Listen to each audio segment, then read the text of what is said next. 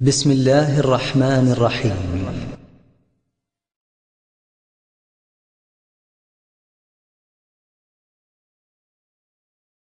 إنك ميت وإنهم ميتون ثم إنكم يوم القيامة عند ربكم تختصمون হে মুহাম্মদ, তোমাকেও মরতে হবে এবং এসব লোককেও মরতে হবে। অবশেষে তোমরা সবাই কিয়ামতের দিন তোমাদের রবের সামনে নিজ নিজ বক্তব্য পেশ করবে। السلام عليكم ورحمة الله وبركاته. إن الحمد لله نحمده ونستعينه ونستغفره ونعوذ بالله من شرور أنفسنا ومن سيئات أعمالنا من يهده الله فلا مضل له ومن يضلله فلا هادي له وأشهد أن لا إله إلا الله وحده لا شريك له وأشهد أن محمدا عبده ورسوله صلى الله تعالى عليه وعلى آله وصحبه وسلم تسليما كثيرا. يا أيها الذين آمنوا اتقوا الله حق تقاته ولا تموتن إلا وأنتم مسلمون. يا أيها الناس اتقوا ربكم الذي خلقكم من نفس واحدة وخلق منها زوجها وبث منهما رجالا كثيرا ونساء واتقوا الله الذي تساءلون به والأرحام إن الله كان عليكم رقيبا. يا أيها الذين آمنوا اتقوا الله وقولوا قولا سديدا يصلح لكم أعمالكم ويغفر لكم ذنوبكم ومن يطع الله ورسوله فقد فاز فوزا عظيما. أما بعد فإن خير الحديث كتاب الله وخير الهدي هدي محمد صلى الله عليه وسلم وشر الأمور محدثاتها وكل محدثة بدعة وكل بدعة ضلالة وكل ضلالة في النار. أعوذ بالله من الشيطان الرجيم. বিসমিল্লাহির রহমানির রহিম। ইন্নাকা মাইয়াতুল আলামিন। সমস্ত প্রশংসা যে আল্লাহ পাক রব্বুল আলামিন ওয়াহদাহু লা শারীক, যিনি এক ও একক, যার কোনো অংশীদার নেই, যিনি তার প্রভুত্বে, তার ইবাদত বন্দেগীতে, তার কাজে কর্মে সব কিছুতেই, তার গুণাবলীতে এক, ওয়াহদাহু লা শারীক, যিনি হাইয়ুন লা ইয়ামুত, আল হাই আল কাইয়ুম, যিনি চিরঞ্জীব, যার কোনো দিন মৃত্যু নেই। পক্ষান্তরে আল্লাহ পাকের যত সৃষ্টি রয়েছে, মানুষ হোক আর অন্য কোনো মখলুকাত হোক, এমনকি মানুষের মধ্যে যারা শ্রেষ্ঠ আম্বিয়া এবং রসুল হোক, এমনকি তাদের শ্রেষ্ঠ যিনি মুহাম্মদ রাসূলুল্লাহ সাল্লাল্লাহু আলাইহি ওয়াসাল্লাম, প্রত্যেকের জন্য আল্লাহ পাক রব্বুল আলামিন হায়াতের পরে মওত লিখে রেখেছেন এবং সেই মওত তাদের হয়েছে, আর প্রত্যেক মানুষের মওত হবে। আল্লাহ পাক রব্বুল আলামিন কোনো মানুষকে স্থায়িত্ব দান করেননি। কোরআন কারীমে স্পষ্ট ভাষায় আল্লাহ পাক বলেছেন। সে আল্লাহ পাক রব্বুল আলামিন সমস্ত প্রশংসা এবং ইবাদত বন্দেগীর হকদার, যে আল্লাহ পাক রব্বুল আলামিন চিরঞ্জীব, যে আল্লাহ পাক রব্বুল আলামিন সবকিছুকে ধারণ করে রয়েছেন, আল কাইয়ুম, যে আল্লাহ পাক রব্বুল আলামিন তার আদি অন্ত নেই, তিনি সর্বদাই আছেন এবং সর্বদাই থাকবেন। পক্ষান্তরে মানুষ যতই শক্তিশালী হোক না কেন, যতই বড় মানুষ হোক না কেন, আল্লাহ পাক রব্বুল আলামিন কুদরতের সামনে অসহায়, কমজোর। আল্লাহ পাক এজন্য কোরআন কারীমে ইরশাদ করেছেন, ইয়া আইয়ুহান নাস, হে মানব সকল, আনতুমুল ফুকারা ইলাল্লাহ, তোমরা আল্লাহ পাক রব্বুল আলামিনের মুখাপেক্ষী। ফকিরের বহুবচন হচ্ছে ফকরা। আল্লাহ পাক কোরআন কারীম মানব জাতিকে, তার মধ্যে আম্বিয়া রসুলগণ সকলে রয়েছেন।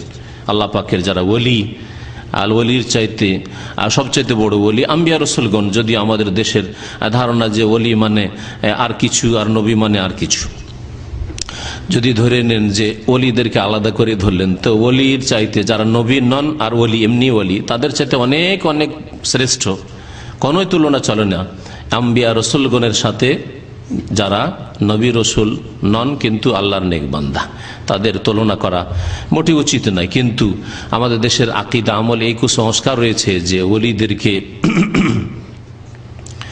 নবী রসুল চাইতে বাড়ি আল্লাহ পাক রব্বুল আলামিনের গুণ দিয়ে দেওয়া হয়েছে। বরং তাদের সুফিরা এই কথাও বলেছে যে আমরা এমন দরিয়ায় প্রবেশ করতে পেরেছি বা ডুব দিতে পেরেছি যে খুদনা বাহরান, তাদের একজন বড় যাদেরকে ওলি মনে করা আমাদের সমাজে, বাইজিদ বোস্তামের মতো, তারপর রুমির মতো, এদের বক্তব্য এগুলি। খুদনা বাহরান, এমন সমুদ্রে আমরা পাড়ি দিতে পেরেছি বা প্রবেশ করতে পেরেছি, ওয়াকাফাল আম্বিয়া ওয়াল মালায়েকাতু ফি সাহিলি, নবী রসুলগণ এবং ফেরেশতাগণ তার কিনারায় গিয়ে থেমে গেছে, সেই সমুদ্রে নামতে পারেনি। এই শিরকি কুফরি মতবাদ আমাদের সমাজে রয়েছে, কারণ সুফিবাদ এসব শিরকি কুফরি ছড়িয়েছে। তো আল্লাহ পাক রব্বুল আলামিন, সমস্ত প্রশংসা যে আল্লাহ পাক রব্বুল আলামিন অভাব মুক্ত, ত্রুটি মুক্ত, পক্ষান্তরে মানুষ হচ্ছে ত্রুটিযুক্ত, আর আল্লাহ পাক রব্বুল আলামিন মুখাপেক্ষী। সালাত এবং সালাম নাযিল প্রিয় নবী মুহাম্মদ রাসূলুল্লাহ সাল্লাল্লাহু আলাইহি সাল্লামের প্রতি, যাকে আল্লাহ পাক রব্বুল আলামিন মানব জাতির মধ্যে, বরং সমস্ত সৃষ্টির মধ্যে ফেরেশতাগণের উপরেও আল্লাহ পাক রব্বুল শ্রেষ্ঠত্ব দান করে সম্মানিত করেছেন। তবে তিনি মানুষ ছিলেন এবং মানুষের জন্য আল্লাহ পাক রব্বুল আলামিন, তিনি আল্লাহ পাকের মাখলুক ছিলেন, আল্লাহ পাকের বান্দা ছিলেন। কালেমায়ে শাহাদাত আমরা মুখস্থ করি আর তা পড়ি, এবং তার স্বীকৃতিকেও না দিলে, তা বিশ্বাস না করলে মুসলিম হয় না, এই আকীদা বিশ্বাস রাখি। তাতে আমরা বলিও, কিন্তু মন্ত্রের মতো বলি, ওয়াশহাদু আন্না মুহাম্মাদান আবদুহু ওয়া রাসূলুহু। আমরা সাক্ষী দিচ্ছি যে মুহাম্মদ সাল্লাল্লাহু আলাইহি সাল্লাম আল্লাহর বান্দা, বান্দা মাবুদের যিনি আব্দ, বান্দা যতই বড় বান্দা হোক না কেন, গোলাম, যিনি মাবুদ, যিনি মনিব, যিনি মালিক, তার মুখাপেক্ষী মুহতাজ। আল্লাহ পাক রব্বুল আলামিনের অশেষ সালাত এবং সালাম বর্ষিত হোক শেষ নবী মুহাম্মদ রাসূলুল্লাহ সাল্লাল্লাহু আলাইহি ওয়াসাল্লামের প্রতি। আজকে 15 রবিউল আউয়াল 1432 হিজরি, এই রবিউল আউয়াল মাসকে কেন্দ্র করে অনেক শিরক বিদআত ছড়িয়ে রয়েছে, যার মধ্যে একটি হচ্ছে হায়াতুন নবীর আকীদা। নবী করিম সাল্লাল্লাহু আলাইহি ওয়াসাল্লাম জীবিত, হায়াতুন নবী মানে নবী সাল্লাল্লাহু আলাইহি ওয়াসাল্লামের হায়াত রয়েছে, স্থায়ী হায়াত রয়েছে, তিনি মারা যাননি। এবং নবী সাল্লাল্লাহু আলাইহি ওয়াসাল্লাম মারা গেছেন, এ কথা হচ্ছে বেয়াদবি। এটি কথা হচ্ছে ওয়াহাবিদের কথা, আমাদের দেশের বিদাতি ভাষায় ওয়াহাবিদের কথা। আর তাদের কাছে ওয়াহাবি মানে ধারণা হচ্ছে যে তারা ইসলামের বাইরে, আর যারা মুসলিম তাদের আকীদা কি, তাদের ধারণাই যে নবী করিম সাল্লাল্লাহু আলাইহি ওয়াসাল্লাম বেঁচে রয়েছেন, হায়াতে রয়েছেন, বরং আমাদের মতোই জীবিত রয়েছেন, এ কথা আরও দাবি করা হয়েছে। কারণ নাম না উল্লেখ করে বলছি, এই কথাগুলি তাদের কিতাবগুলিতে পাবেন যে আমাদের মতোই নবী করিম সাল্লাল্লাহু আলাইহি ওয়াসাল্লাম বেঁচে রয়েছেন, জীবিত রয়েছেন। কোরআনে কারীমের কয়েকটি আয়াত পেশ করব, তারপর নবী করিম সাল্লাল্লাহু আলাইহি ওয়াসাল্লামের হাদিস পেশ করব, সাহাবায়ে কেরামদের হাদিসগুলি, তাদের বক্তব্যগুলি পেশ করব যে নবী করিম সাল্লাল্লাহু আলাইহি ওয়াসাল্লাম সম্পর্কে তারা কি বলেছেন। হায়াতুন নবী বলেছেন যে তিনি জীবিত, না বলেছেন যে ওয়াফাতুন নবী, নবী করিম সাল্লাল্লাহু আলাইহি ওয়াসাল্লাম ইন্তেকাল করেছেন, মারা গেছেন। আমাদের দেশের বিদাতিরা নবী সাল্লাল্লাহু আলাইহি ওয়াসাল্লাম মারা গেছেন এই কথা বলা বড় বেয়াদবি মনে করে, যার ফলে নবী করিম সাল্লাল্লাহু আলাইহি ওয়াসাল্লাম ইহকাল ত্যাগ করেছেন, খুব বেশি যদি বলে, পরলোক গমন করেছেন, অথবা আল্লাহর সাথে সাক্ষাৎ করেছেন, আল্লাহর পেয়ারা হয়ে গেছেন, এই ধরনের কথাবার্তা বলে। আকীদা কিন্তু লুকায়িত আছে যে নবী সাল্লাল্লাহু আলাইহি ওয়াসাল্লাম মারা যাননি, সেজন্য আল্লাহর পেয়ারা হয়ে গেছেন, আল্লাহর সাথে মিলিত হয়েছেন। আমিও যদি বলি আল্লাহর পেয়ারা হয়েছেন, আল্লাহ মিলিত হয়েছেন, কিন্তু আকীদা রাখি যে প্রত্যেক মানুষের জন্য মত আল্লাহ লিখে রেখেছেন, সুতরাং তিনি মারা গেছেন, এই আকীদা নেই, তাহলে অসুবিধা নেই। কিন্তু যদি এই শিরকি আকীদা লুকায়িত থাকে যে না, নবী করিম সাল্লাল্লাহু আলাইহি ওয়াসাল্লাম ওই রকমই চিরঞ্জীব, সব সময় বেঁচে আছেন, যেমন আল্লাহ পাক রব্বুল আলামিন চিরঞ্জীব, তাহলে আয়াতুল কুরসি পড়া আপনার জন্য উচিত নয়। আয়াতুল কুরসি পড়েছেন, আল্লাহু লা ইলাহা ইল্লা হুয়াল হাইয়ুল কাইয়্যুম লা তাখুযুহু সিনাতুন ওয়ালা নাওম, আল্লাহু লা ইলাহা ইল্লা হু, আল্লাহ সেই সত্তা যিনি ছাড়া কেউ সত্য মাবুদ নেই, বর হক মাবুদ নেই, লা ইলাহা ইল্লা হু, আল হাই যিনি চিরঞ্জীব, যে সব সময় হায়াতে রয়েছেন, তিনি আল হাই। যদি নবী করিম সাল্লাল্লাহু আলাইহি ওয়াসাল্লামকে বলেন যে তিনি বেঁচে রয়েছেন, হায়াতুন নবীর বিশ্বাস রাখি আমরা, তাহলে আপনি আল্লাহ পাক রব্বুল আলামিন সমকক্ষ করে দিলেন, সমতুল্য করে দিলেন। আল্লাহ পাকের গুণ আল হাই নবী করিম সাল্লাল্লাহু আলাইহি ওয়াসাল্লামকে দিয়ে দিলেন, অথবা আর কাউকে দিয়ে দিলেন, এর নামই তো শিরক। কোরআনে কারীমের আয়াত আর বেশ কিছু হাদিস আপনাদের সামনে আজকে পেশ করব। আল্লাহ পাক যেন আমাদেরকে হক কথা বলার তৌফিক দান করেন, হক কথা মেনে নেওয়ার তৌফিক দান করেন, সত্য কথার প্রতি ঈমান নিয়ে আসার, বিশ্বাস করার তৌফিক দান করেন, এবং সত্যের প্রতি অটল হয়ে প্রতিষ্ঠিত হয়ে চলার যেন তৌফিক দান করেন। সত্যকে গ্রহণ করা আল্লাহ পাক যেন তৌফিক দান করেন, যেখান থেকে আসুক না কেন। তারপরে কোরআন এবং হাদিস থেকে যদি সত্য আসে তাহলে প্রত্যেক মানুষের জন্য তা গ্রহণ করা ফরজ। কোরআন এবং হাদিস থেকে যদি স্পষ্ট করে দেওয়া হয় সত্যকে, তাহলে সত্য গ্রহণ করা প্রত্যেক মুসলিমের জন্য নয়, প্রত্যেক মানুষের জন্য ফরজ। আর কানে সত্যের আওয়াজ, সত্যের ডাক পৌঁছার পরে কেউ যদি অস্বীকার করে তাহলে তার পরিণাম খুব খারাপ হবে। আল্লাহ পাকের হুজ্জত তার উপর কায়েম হয়ে যাবে।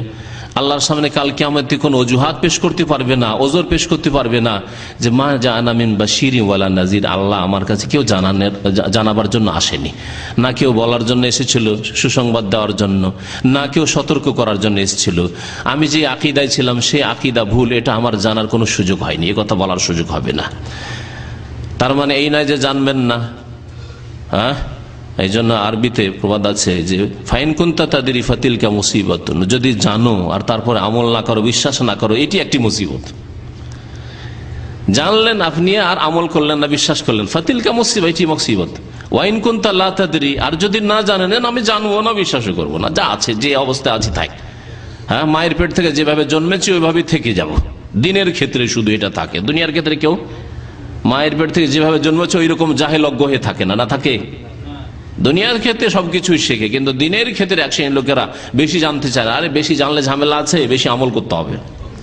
তাদের সম্পর্কে আমি বলছি যে ওয়াইন কুনতা লা তাদরি, যদি না শেখেন, আপনি না জানেন, ফাল মুসিবতু আযামু, তাহলে আরো বড় মুসিবত, ডবল মুসিবত।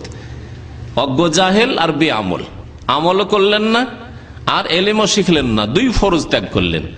আর যদি এলেম শিখেন, এক ফরজ তো আদায় হলো, কিন্তু আমল করলেন না আপনি, তাহলে আরেক ফরজ ত্যাগ করলেন, আমল করার, বিশ্বাস করার, ইমানে যা জেনেছেন সত্য, আর সে কথার প্রতি বিশ্বাস করা, সেই কথার প্রতি আমল করা আপনি ত্যাগ করলেন, এক ফরজ ত্যাগ করলেন। ইহুদি খ্রিস্টান চরিত্র জানেন কি? যাদেরকে আল্লাহ মাগদুব আলাইহিম বলেছেন আর দল্লিন বলেছেন। দল্লিন কারাকে বলেছেন? যারা জানলো না আর আমল করলো না, দল্লিন পথভ্রষ্ট বলেছেন।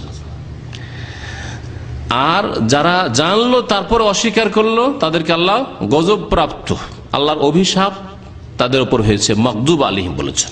দুটো হচ্ছে গোমরা রাস্তা, ডান দিকে বাম দিকে। আর আনামতা আলাইহিম বলেছেন যারা জানলো, জানার চেষ্টাও করলো, সত্যকে সন্ধান করলো এবং সত্যের প্রতি আমল করলো, বিশ্বাস করলো। তাহলে কোন দলে আপনাকে শামিল হইতে হবে, আমাকে শামিল হইতে হবে? সূরা ফাতিহার তাফসীর নিজের উপর বাস্তবায়ন করবেন, শুধু মন্ত্রের মতো পড়বেন না। ইহদিনাস সিরাতাল মুস্তাকিম সিরাতাল্লাযীনা আনআমতা আলাইহিম, আল্লাহ তাদের পথ দেখাও যাদেরকে তুমি পুরস্কৃত করেছো, যাদেরকে তুমি এনাম করেছো, তোমার নিয়ামত তাদের উপর হয়েছে। সেই দল হচ্ছে যারা জানে এবং বিশ্বাস করে, আমল করে। আর যারা জেনে বিশ্বাস করেন, আমল করে না, ইহুদি চরিত্র, মাগদুব আলাইহিম, গোমরা পথভ্রষ্ট এক দল, আল্লাহর গজব তাদের উপর। আর যারা জানারও চেষ্টা করলো না, জাহেল মূর্খ থাকলে বেশি লাভ, জানারও চেষ্টা করলো না আর আমলও করলো না, বিশ্বাসও করলো না, তারা হচ্ছে দলিন পথভ্রষ্ট। আল্লাহ পাক আমাদের যেন হেফাজত করেন। শুরু করি আল্লাহ পাক রব্বুল আলামিনের একটি আয়াত দিয়ে, যে আয়াতটি তেলাওয়াত করেছি শুরুতে খুতবার সাথে সাথে। আল্লাহ পাক সূরা জুমার আয়াত নম্বর 30 এ ইরশাদ করছেন, ইন্নাকা মাইয়িতুন ওয়া ইন্নাহু মাইয়িতুন, হে নবী মুহাম্মদ সাল্লাল্লাহু আলাইহি ওয়াসাল্লাম, ইন্নাকা, নিশ্চয়ই আপনি, কি মাইয়িত, মাইয়িত মানে কি? মৃত, না জীবিত হাই হয় না একেবারে বিপরীত? একেবারে বিপরীত। আল্লাহ কোরআনে স্পষ্ট ভাষায় বলছেন, এরপরেও কি ইখতিলাফ থাকা আর সম্ভাবনা আছে? যদি অন্তর বাঁকা না থাকে আর কোরআনকে অস্বীকার করার মন মানসিকতা না থাকে, কোরআনের প্রতি ঈমান থাকে, আর যদি আল্লাহর ভয় থাকে, তাহলে এত স্পষ্ট কথার পরেও কি আল্লাহকে বলতে, আল্লাহ আমি বুঝতে পারিনি, বুঝতে ভুল হয়ে গেছিল, আমার ভ্রম হয়ে গেছিল,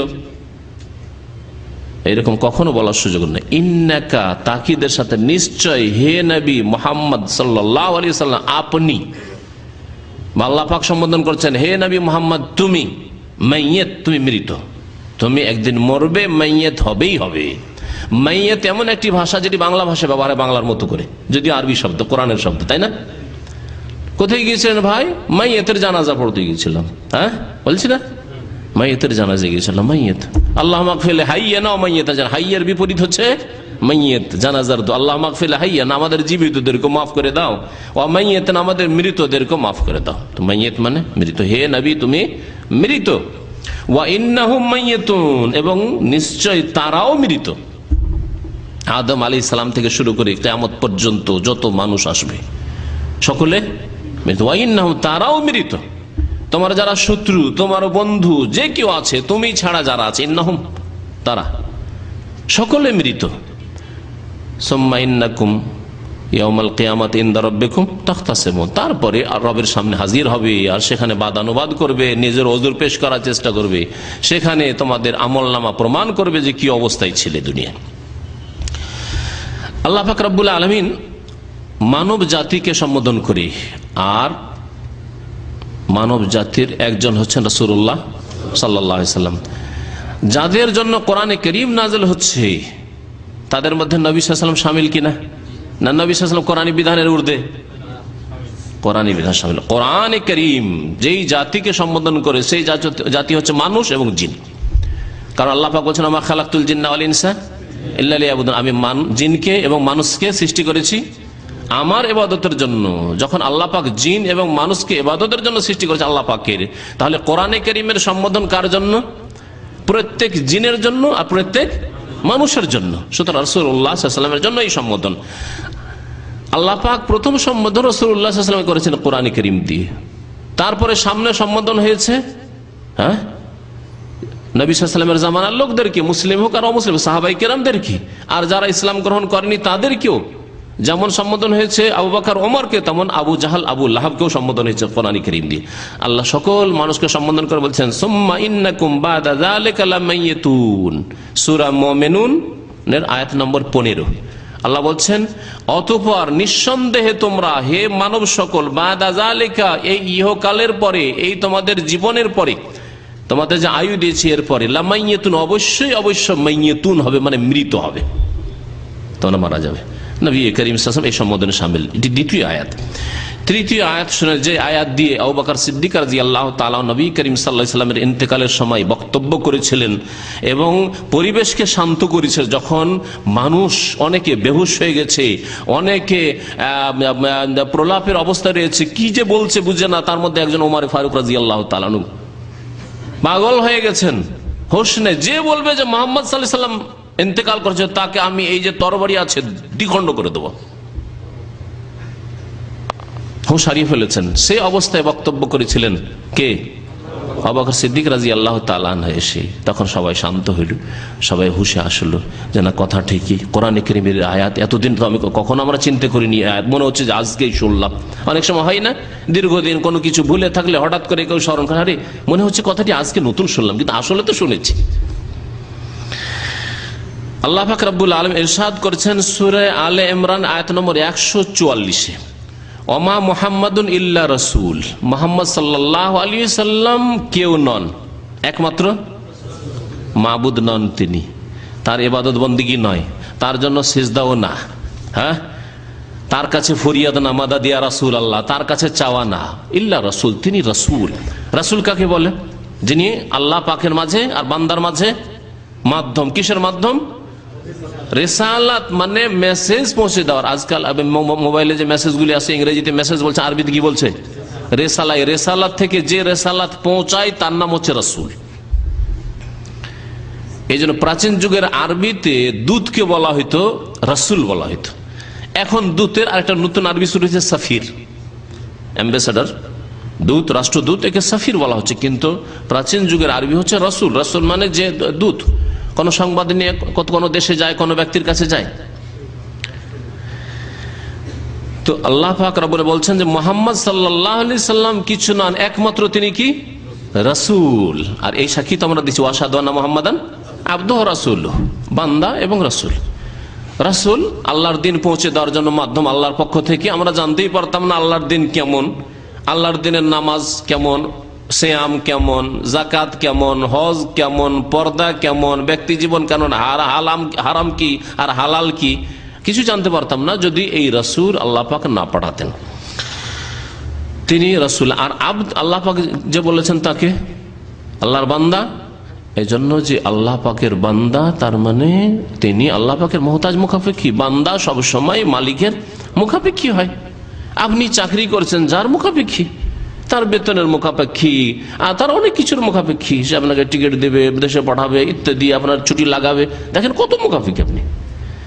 এটা যদি মানুষের মুখাপেক্ষী, আমরা এইভাবে মুখাপেক্ষী হই, তাহলে মানুষ স্রষ্টা যিনি খালেক, সৃষ্টিকর্তা যিনি মাবুদ, তার কত মুখাপেক্ষী আমরা। কাদ খালাত মিন কাবলিহির রাসূল, আর মনে রাখবে যে তার পূর্বে অনেক রাসূল চলে গেছেন। খালা এখলো মানে অতিবাহিত হয়ে যাওয়া, চলে যাওয়া।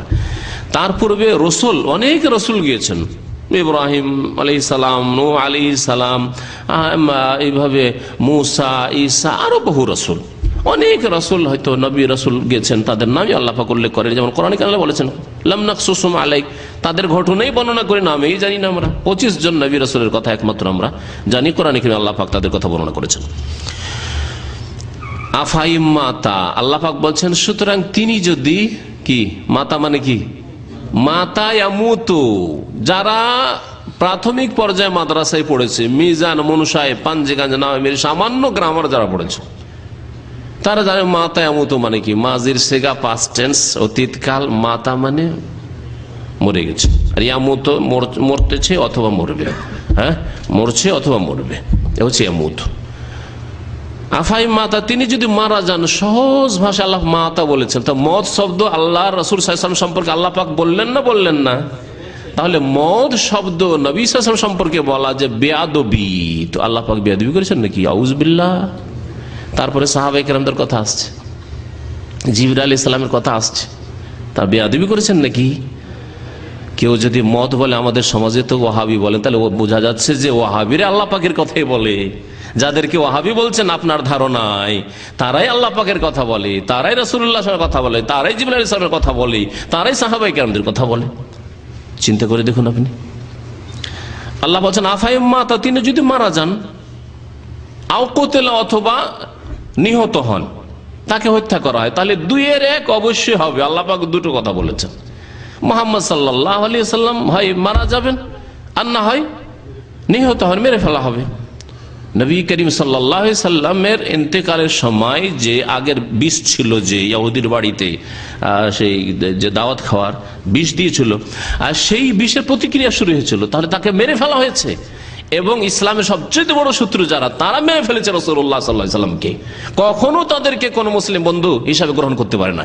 যারা রাসূলুল্লাহ সাল্লাল্লাহু আলাইহি ওয়াসাল্লামের শত্রু, যারা আল্লাহ পাকের শত্রু, বলতে পারে যে ইন্নাল্লাহ ফাকিরুন ওয়া নাহনু আগনিয়া। কোরআন আমাদের কাছে থাকার পরেও যদি, কোরআন সতর্ক করার পরেও যদি আমরা শত্রু না চিনি, তাহলে আমাদের মতো নির্বোধ কেউ আছে? অনুভূতিহীন মানুষ। আল্লাহ পাক বলছেন যে তিনি যদি মারা যান, মাতা আও কুতিলা, অথবা নিহত হন, ইনকালাবতুম আলা আকাবিকুম, তোমরা কি তোমাদের পৃষ্ঠ দেশ দেখিয়ে ফিরে যাবে, উল্টো দিকে ফিরে যাবে, না দিনের দিকে মুখ করে থাকবে, আল্লাহমুখী হয়ে থাকবে? আল্লাহ পাক নবী সাল্লাল্লাহু আলাইহি ওয়াসাল্লামকে দিয়ে তোমাদেরকে আল্লাহকে চিনিয়ে দিলেন, আল্লাহকে জানিয়ে দিলেন, আল্লাহর দ্বীন জানিয়ে দিলেন। তিনি যদি ইন্তেকাল করেন অথবা তাকে মেরে দেওয়া হয়, দুটোর একটা হবে। ইনকালাবতুম আলা আকাব, তারপরে কি তোমরা ইসলাম থেকে বিমুখ হয়ে যাবে, ফিরে যাবে? না, কখনো ফিরবো না, তাই না? ওয়ামাইয়ানকালিব আলা আকিবাই, কেউ যদি উল্টো দিকে ফিরে যায়, ইসলামে আসার পরে মুরতাদ হয়ে যায়, ফালাইয়াদুর আল্লাহ শাইআ, তাহলে আল্লাহ পাকের কোনো ক্ষতি করতে পারবে না, আল্লাহর কোনো ক্ষতি করতে পারবে না, আল্লাহর দিনের কোনো ক্ষতি হবে না, আল্লাহ পাকের কুদরতের কোনো ক্ষতি হবে না, আল্লাহ পাকের সৃষ্টি আসমান জমিনের কোনো ক্ষতি করতে পারবে না, বরং নিজের ক্ষতি করবে, নিজের ক্ষতি করবে, নিজের ইহকাল পরকাল ধ্বংস করবে। ওয়াসায়াজিল্লাহু শাকিরিন, আর যারা শুকরগুজার বান্দা, আল্লাহর কৃতজ্ঞ, যারা আল্লাহর প্রতি ঈমান নিয়ে আসবে, আল্লাহর দ্বীনের উপর অটল থাকবে। নবী করিম সাল্লাল্লাহু আলাইহি ওয়াসাল্লাম রাস্তা দেখিয়ে দিয়েছেন, সে সাহাবায়ে কেরামরা যারা সরাসরি নিয়েছেন সেইভাবে হোক না কেন, অথবা আমরা কোরআন এবং হাদিসের মাধ্যমে আমরা রাস্তা পেয়ে গেছি যা নবী করিম সাল্লাল্লাহু আলাইহি ওয়াসাল্লাম ছেড়ে গেছেন আমাদের মাঝে, আমরা কখনো ফিরবো না ইনশাআল্লাহ তাআলা। আল্লাহ পাক যেন অটল থাকার তৌফিক দান করেন। তাহলে শাকিরিন হইতে পারে, শুকরগুজার হইতে পারে। শুকর মানে শুধু মুখে শুধু খেয়ে দিয়ে আলহামদুলিল্লাহ পড়া নয়, নামাজ পড়ে না শুধু আলহামদুলিল্লাহ, এর মানে শুকরগুজার না। শাকিরিন আল্লাহ কাকে বলে? যারা দিনের উপর অটল থাকলো, ফিরলো না দিন থেকে। আল্লাহ তাদেরকে উত্তম প্রতিদান শীঘ্রই দান করবেন। আল্লাহ পাক বলছেন ওয়াসাইজিল্লাহু শাকিরিন, সূরা আলে ইমরান। আরেকটি আয়াত শুনেন, নবী সাল্লাল্লাহু আলাইহি ওয়াসাল্লামের হায়াত না মওত রয়েছে, হায়াতুন নবী না ওয়াফাতুন নবী শুনেন। আল্লাহ পাক বলছেন সূরা আম্বিয়ার আয়াত নম্বর 34-35, মহান আল্লাহ ইরশাদ করেছেন ওমা জাআলনা লিবাশারিন মিন ক্বাবলিকাল খুলদ আফাইম মিত্তা ফাহুমুল খালিদুন কুল্লু নাফসিন যায়িকাতুল মউত। কত সুন্দর স্পষ্ট কথা, আর কোরআন চাইতে স্পষ্ট কথা কোথাও পেতে পারেন না আপনি। এক শ্রেণীর বিদাতীদের লক্ষণ হচ্ছে তারা বলবে কোরআন বোঝা যেমন তেমন কথা নাকি, 4টি কথা কোরআন বোঝা, যে সেই কোরআন বুঝে নিবে। এখন কোরআন বোঝার মতো লোক না, কোরআন যা বুঝার বুঝে নিয়েছে। কোরআন বোঝা সম্ভব নয়, আল্লাহর কথা বোঝা সম্ভব? তাহলে আল্লাহ ভালোভাবে বুঝাইতে পারলেন না, তার মানে আমার কথা যদি বুঝতে না পারেন, আজ বলতে শাইখের কথাকে বোঝা সম্ভব, তার মানে দোষ আমার মধ্যে, আমি বুঝাইতে পারি না আপনাদেরকে। তাহলে যারা বলবে কোরআন বোঝা সম্ভব নয়, রাসূলের হাদিস বোঝা সম্ভব নয়, কিন্তু ফিকহ বোঝা সম্ভব, হ্যাঁ, কিচ্ছা কাহিনীর বই বোঝা সম্ভব, তারা যেন এই কথা বললো পরোক্ষভাবে যে আল্লাহ ভালোভাবে বুঝাইতে পারেননি, তার রাসূল সাল্লাল্লাহু আলাইহি ওয়াসাল্লাম ভালোভাবে বুঝাইতে পারেন, নাউযুবিল্লাহ। ওয়ামান আহসানু মিনাল্লাহি কিলা, আল্লাহ পাকের কথার চাইতে ভালো কথার কার হতে পারে? ওয়ামান আহসানু মিনাল্লাহি হাদিসা, আল্লাহ পাকের বাণীর চাইতে কার বাণী আর ভালো হইতে পারে?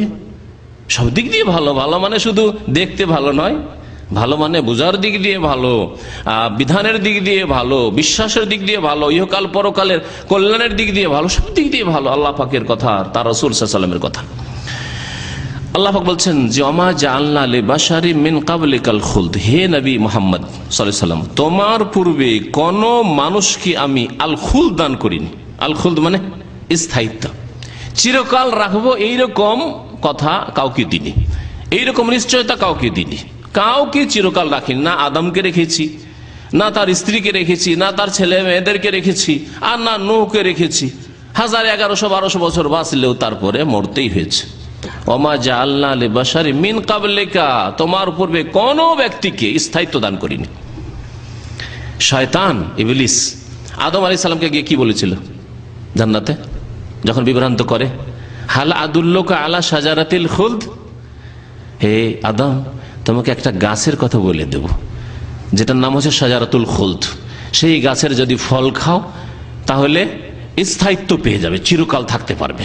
আল্লাহ বলছেন কোন মানুষের জন্য আমি স্থায়িত্ব লিখে রাখিনি, কেউ স্থায়ী নয় দুনিয়াতে, ক্ষণিকের মেহমান। এখানে গাছের তলায় আরাম করার মতো নবী করিম সাল্লাল্লাহু আলাইহি ওয়াসাল্লাম যেমন বলেছেন, যে আমার উদাহরণ হচ্ছে যে ক্লান্ত হয়ে যেমন একজন মুসাফির পথি গাছের তলায় কিছুক্ষণ বিরামের জন্য, বিশ্রামের জন্য সেখানে অবস্থান করে, আর তারপরে গন্তব্যস্থানের দিকে চলতে থাকে। আমাদের গন্তব্যস্থান হচ্ছে জান্নাত, সেই দিকে যেতে হবে। আমাদের গন্তব্যস্থান হচ্ছে আর আখিরাত, পরকাল, সেখানে যেতে হবে। আফাই মিথ্যা, তারপরে আল্লাহ পাক কি বলছেন তা শুন। আফাই মিথ্যা, সুতরাং আপনি যদি মারা যান, হে নবী তুমি যদি মারা যাও, আল্লাহ পাক বলছেন আফাই মিথ্যা, মাতা ইয়ামুতো নাসারা আনসরো থেকেও হয় যারা গ্রামার বুঝেন, আর মাতা ইয়ামাতো মানে মাওয়েতা ইয়ামুয়াতো সামিয়া ইয়াসমাও থেকেও হয়। আফাই মিথ্যা, তখন মিথ্যা হবে খিফতার ওজনে, যেমন খাফা ইয়াখাফো সামিয়া ইয়াসমাও থেকে, ওইরকম হচ্ছে মাতে। এখানে আল্লাহ পাক মিথ্যা বলেছেন, আর মুত্তাও আরবিতে হয় দুটোই গর্দানে, যদি নাসারা আনসর হয় তাহলে মুত্তা হবে কুলতার ওজনে কালায়া কুলু, আর যদি মিথ্যা হয় তাহলে সামিয়া ইয়াসমাও থেকে। যারা গ্রামার বুঝেন তাদের জন্য এই কথাগুলি বললাম। আল্লাহ পাক বলছেন আফাই মিথ্যা, হে নবী তুমি যদি মারা যাও। তারপর আল্লাহ বলছেন ফাহুমুল খালিদুন, তারা চিরকাল থাকবে নাকি? আবু জাহল আবু লাহাব চিরকাল থাকবে? ইসলামের শত্রুরা চিরকাল থাকবে? অন্যরা চিরকাল থাকবে? কাউকে চিরকাল রাখবার তোমাকে শুধু মেরে দেবো? আল্লাহ বলছেন না, সকলকে মরতে হবে। আফাই মিথ্যা, তুমি যদি মারা যাও তারা চিরকাল থাকবে না? থাকবে না। আল্লাহ পাক মিথ্যা বললেন না, তার নবী করিম মৌত থেকে হচ্ছে মিথ্যার মাদ্দা ধাতু হচ্ছে মিম ওয়াও তা, মৌত, এর থেকে মিথ্যা। তুমি যদি মারা যাও, তা নবী করিম সাল্লাল্লাহু আলাইহি সাল্লাম মারা গেছেন, আল্লাহ পাক ভবিষ্যৎবাণী করেছেন তুমি মারা যাবে, তারাও চিরকাল থাকেনি, তুমিও চিরকাল থাকবে না। তারপরের আয়াতে আল্লাহ পাক বলছেন সূরা আম্বিয়ার 34 নম্বর আয়াতে বলছেন কুল্লু নাফসিন যায়কাতুল মউত, প্রত্যেক ব্যক্তিকে মওতের আস্বাদন গ্রহণ করতেই হবে। কুল্লু নাফসিন, প্রত্যেক ব্যক্তি যার মধ্যে আত্মা রয়েছে, রূহ রয়েছে, তাকে মওতের স্বাদ নিতেই হবে, আর তার মধ্যে তুমিও রয়েছো। ওয়া নাবলুকুম বিশ-শাররি ওয়াল খাইরি ফিতনাহ ওয়া ইলাইনা তুরজাউন, তারপরে ভালো মন্দ দিয়ে তোমাদের পরীক্ষা করব, ওয়া ইলাইনা তুরজাউন, আর আমার কাছেই ফিরে আসতে হবে তোমাদের, আল্লাহ পাক বলছেন। তারপরে আরো কয়েকটি আয়াত রয়েছে যেগুলিতে ব্যাপক কয়েক জায়গায় আল্লাহ পাক বলেছেন কুল্লু নাফসিন যায়কাতুল মাউত ওয়া ইন্নামা তুওয়াফাউনা উজুরাকুম ইয়াওমাল কিয়ামাহ ফামান যুহজিহা আনিন নারি ওয়া উদখিলাল জান্নাতা ফাকাদ ফাজ ওয়া মাল হায়াতুদ দুনিয়া ইল্লা মাতাউল গুরুর। কুল্লু নাফসিন যায়কাতুল মাউত সুম্মা ইলাইনা তুরজাউন, সূরা আনকাবুতে আল্লাহ পাক বলেছেন, সূরা আলে ইমরানে বলেছেন, আর সূরা আম্বিয়ার 35 নম্বর আয়াতে কুল্লু নাফসিন যায়কাতুল মাউত। আল্লাহ পাক কুল্লু নাফসিন যায়কাতুল মাউত এই আয়াতটি 3 সূরায় 3 জায়গায় আল্লাহ পাক নাযিল করেছেন। তাহলে প্রত্যেক ব্যক্তির মত হবে, আম্বিয়া রাসূলগণ তাতে থেকে ব্যতিক্রম নন। তাহলে এই আয়াতগুলির আলোকে সাহাবায়ে কেরামরা যে ঈমান রেখেছে সেই ঈমান আমাদের রাখা ফরজ কিনা? আর যদি এর ব্যতিক্রম কেউ করে তাহলে তার ঈমানে, আকীদায়, মৌলিক বিশ্বাসে ভেজাল রয়েছে। আল্লাহ পাক সূরা নিসার আয়াত নম্বর 115 তে ইরশাদ করছেন, ওমা ইউশাকিকির রাসূলা মিন বাদি মা তাবায়্যানা লাহুল হুদা, যেই ব্যক্তি রাসূলুল্লাহ সাল্লাল্লাহু আলাইহি ওয়াসাল্লামের বিরুদ্ধাচরণ করবে, নাফরমানি করবে, মিন বাদি মা তাবায়্যানা লাহুল হুদা, হিদায়াত স্পষ্ট হওয়ার পরে। আল কোরআন হিদায়াত নয়? আল্লাহ পাক কত জায়গায় কোরআনে কারীমকে হিদায়াত বলেছেন। সূরা বাকারা শুরুতে হুদাল লিল মুত্তাকিন, আল্লাহ পাক কথা বলেছেন হুদাল লিন-নাস ওয়া বায়্যিনাতিন মিনাল হুদা। আল্লাহ সূরা সিয়াম রোজার ক্ষেত্রে বহু জায়গায় আল্লাহ পাক হুদান বলেছেন, হুদা ওয়া বুশরা লিল মুহসিনিন, সৎকর্মশীলদের জন্য এতে হিদায়াতও রয়েছে, দিক নির্দেশনা রয়েছে, আর এতে সুসংবাদ রয়েছে। কোরআনে কারীমকে আল্লাহ পাক তাহলে হিদায়াত দানকারী বলেছেন। আল্লাহ পাক বলছেন হিদায়াত স্পষ্ট হওয়ার পরে, কোরআনের এই আয়াতগুলি নবী করিম সাল্লাল্লাহু আলাইহি ওয়াসাল্লামের হায়াত মওত সম্পর্কে স্পষ্ট হওয়ার পরে কেউ যদি বিরুদ্ধাচরণ করে, ওয়ায়াত্তাবি গায়রা সাবিলিল মুমিনিন, আর মুমিনদের রাস্তা ছেড়ে অন্য রাস্তার অনুসরণ করে। প্রথম মুমিন কারা? সাহাবায়ে কেরামগণ। প্রথম মুমিন রাসূলুল্লাহ সাল্লাল্লাহু আলাইহি ওয়াসাল্লাম, ওয়া আনা আউয়ালুল মুসলিমিন, এই জন্য কোরআনে কেন আছে না, আউয়ালুল মুসলিমিন রাসূলুল্লাহ সাল্লাল্লাহু আলাইহি ওয়াসাল্লাম এই উম্মতের। আর ইব্রাহিম আলাইহিস সালামের জামান ইব্রাহিম আলাইহিস সালাম আউয়ালুল মুসলিমিন, প্রথম মুসলিম রাসূলুল্লাহ সাল্লাল্লাহু আলাইহি ওয়াসাল্লাম, আর তারপরে সাহাবায়ে কেরামগণ। তাহলে আল্লাহ পাক কোরআনে কারীমে যাদেরকে মুসলিমিন বলেছেন, প্রথম সারির মুসলিম হচ্ছেন সাহাবায়ে কেরাম, মুহাজিরিন, আনসার রাদিয়াল্লাহু তাআলা আনহুম আজমাইন।